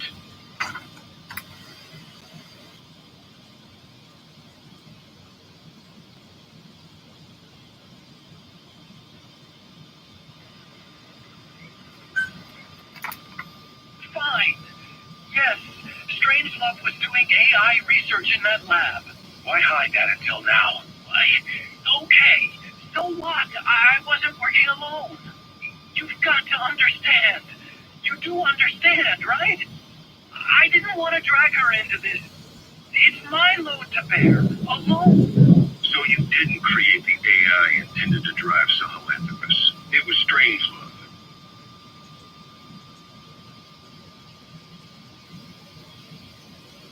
Skullface was never in favor of AI control. So naturally they argued. Strangelove, she got him angry, and then he killed her. How? You didn't see it? So you found her inside that pot after the fact. And you just left her body to rot in there. Or perhaps you put her in there afterward. I asked him not to take her away from me. So she was killed by Skullface, but you asked nicely, and he put her body in the AI pod for you. That's right. Pathetic. You know, we have another idea. That you killed her. Me? I couldn't kill her. You killed her and locked her body in the pod. I wouldn't. Don't treat me like one of you. I can't just kill anyone whenever I feel like it. I'm a normal human being. Oh, I see. So you just shut her inside and waited for her to die. I would never do that. What, you mean she killed herself? Yes. She climbed inside that pod and shut the door. It can't be opened from the outside. It was suicide. Suicide, I said. She killed herself. She got hit when I wasn't looking and suffocated. She'd often try to do things like that. By the time I realized and opened the door, she wasn't breathing. I got scared and shut the pod again. I couldn't bring myself to open it back up. That's right. Me? Kill her? What is wrong with you? I see. Just tell me one more thing. Haven't you gotten enough today? Okay, I see it's a painful memory. You don't have to answer, just listen to the question. You see, we examined her remains. She had a scar on her lower abdomen, a surgical scar. It had been stitched up and had fully healed, meaning it was long before her death. She had a child, didn't she? Your child. Where's the kid? How should I know? So there is a child. I've never seen his face. What do you take us for? They took it all. Even my child. I didn't even know he'd been born. I lost everything. How old would he be? It's 4 years since then. And you know it's a boy. Strangelove said so. And his name? We called him Hal, even though I never saw his face.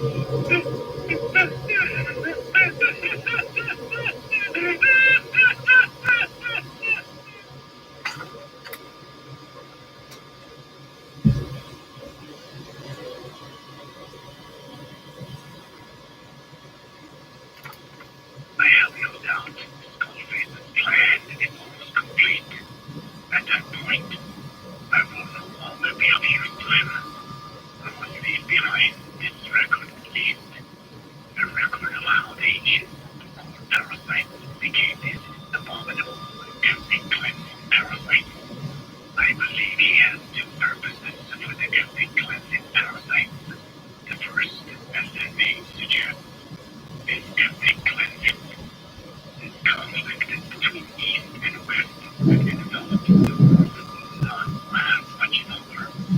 Once the Cold War ends, and the weight of America and the Soviet Union is lifted away, the ethnic conflicts that kept us suppressed will all rise to the surface. It is not difficult to imagine that the radical side will begin cleansing their adversaries. But what if an ethnic cleansing parasite matching the language of the aggressor Earth. At the very least, the idea that retaliation could eradicate your people proves a powerful deterrent. The second purpose is the Englishization of the world. To cipher the organization, this is probably their main use. Man thinks in words, or rather, words are man's very means of thinking. If you erase the word representing some concept, the concept itself disappears from the world. Vishone means beautiful in Tamil, but the image that comes to mind when we say Vishone differs from the black ananas, beautiful, and azure sky, a rolling landscape, lush greenery. The meaning we place in Vishone and its roots in Tibetan culture. If we lose the word Vishone, the images of our beautiful homeland would be washed away into oblivion along with it, just as Orwell indicated years ago. Cipher, being based in America, is pushing Englishization for this very reason. Suppose all 5 billion people on this planet come to read, speak, and think in English. Their wills could also be streamlined under English. Cipher's control would be all the easier. Economic governance would progress in leaps and bounds. The ethnic cleansing parasites would be a great aid in accomplishing this goal.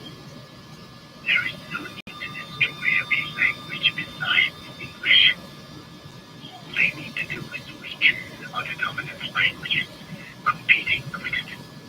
Russian, Chinese, Arabic. If people know they risk their lives speaking such languages, they will flock to the lingua franca that is English. Cipher need not even focus attention on smaller languages. After all, they are already being eaten away by English. Business, education, film, commodities. English has permeated every area of global society. I can see this when I look at young today. Some of them have already lost their grasp of the Tamil language. It is said that over 2,000 languages of the world are facing extinction. This very moment, cultural concepts and forms of expression are disappearing forever. The spread of electronic networks gives greater meaning to Englishization. Networks have no national borders. By basing them on a single language, they can penetrate deeper into and between people. That basic point of unity provides the ideal environment for someone who aims to control people's wills. But how does this differ from building the Tower of Babel? The ethnic cleansing parasites attempt to rob man of his words. Such irony. It was the vocal cord parasites that gave words to him in the first place. Ancient man had no language, unable to produce complex sounds due to the structure of the throat. He could communicate only through simple vocalizations and gestures. Then the vocal cord parasites infected his larynx.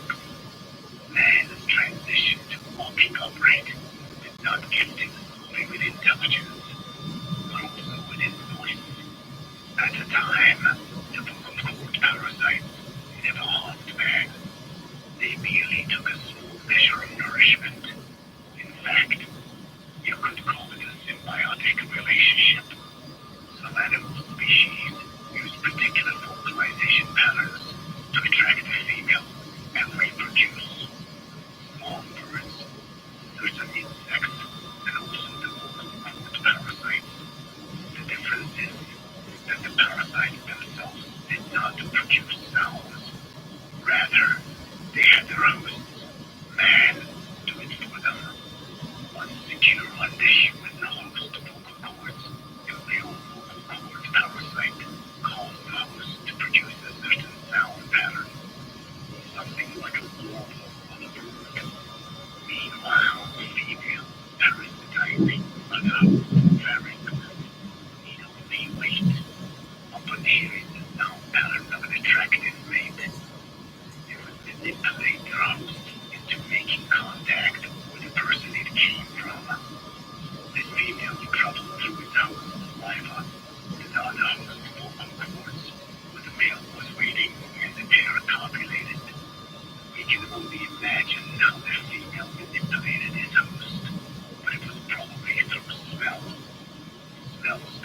the rest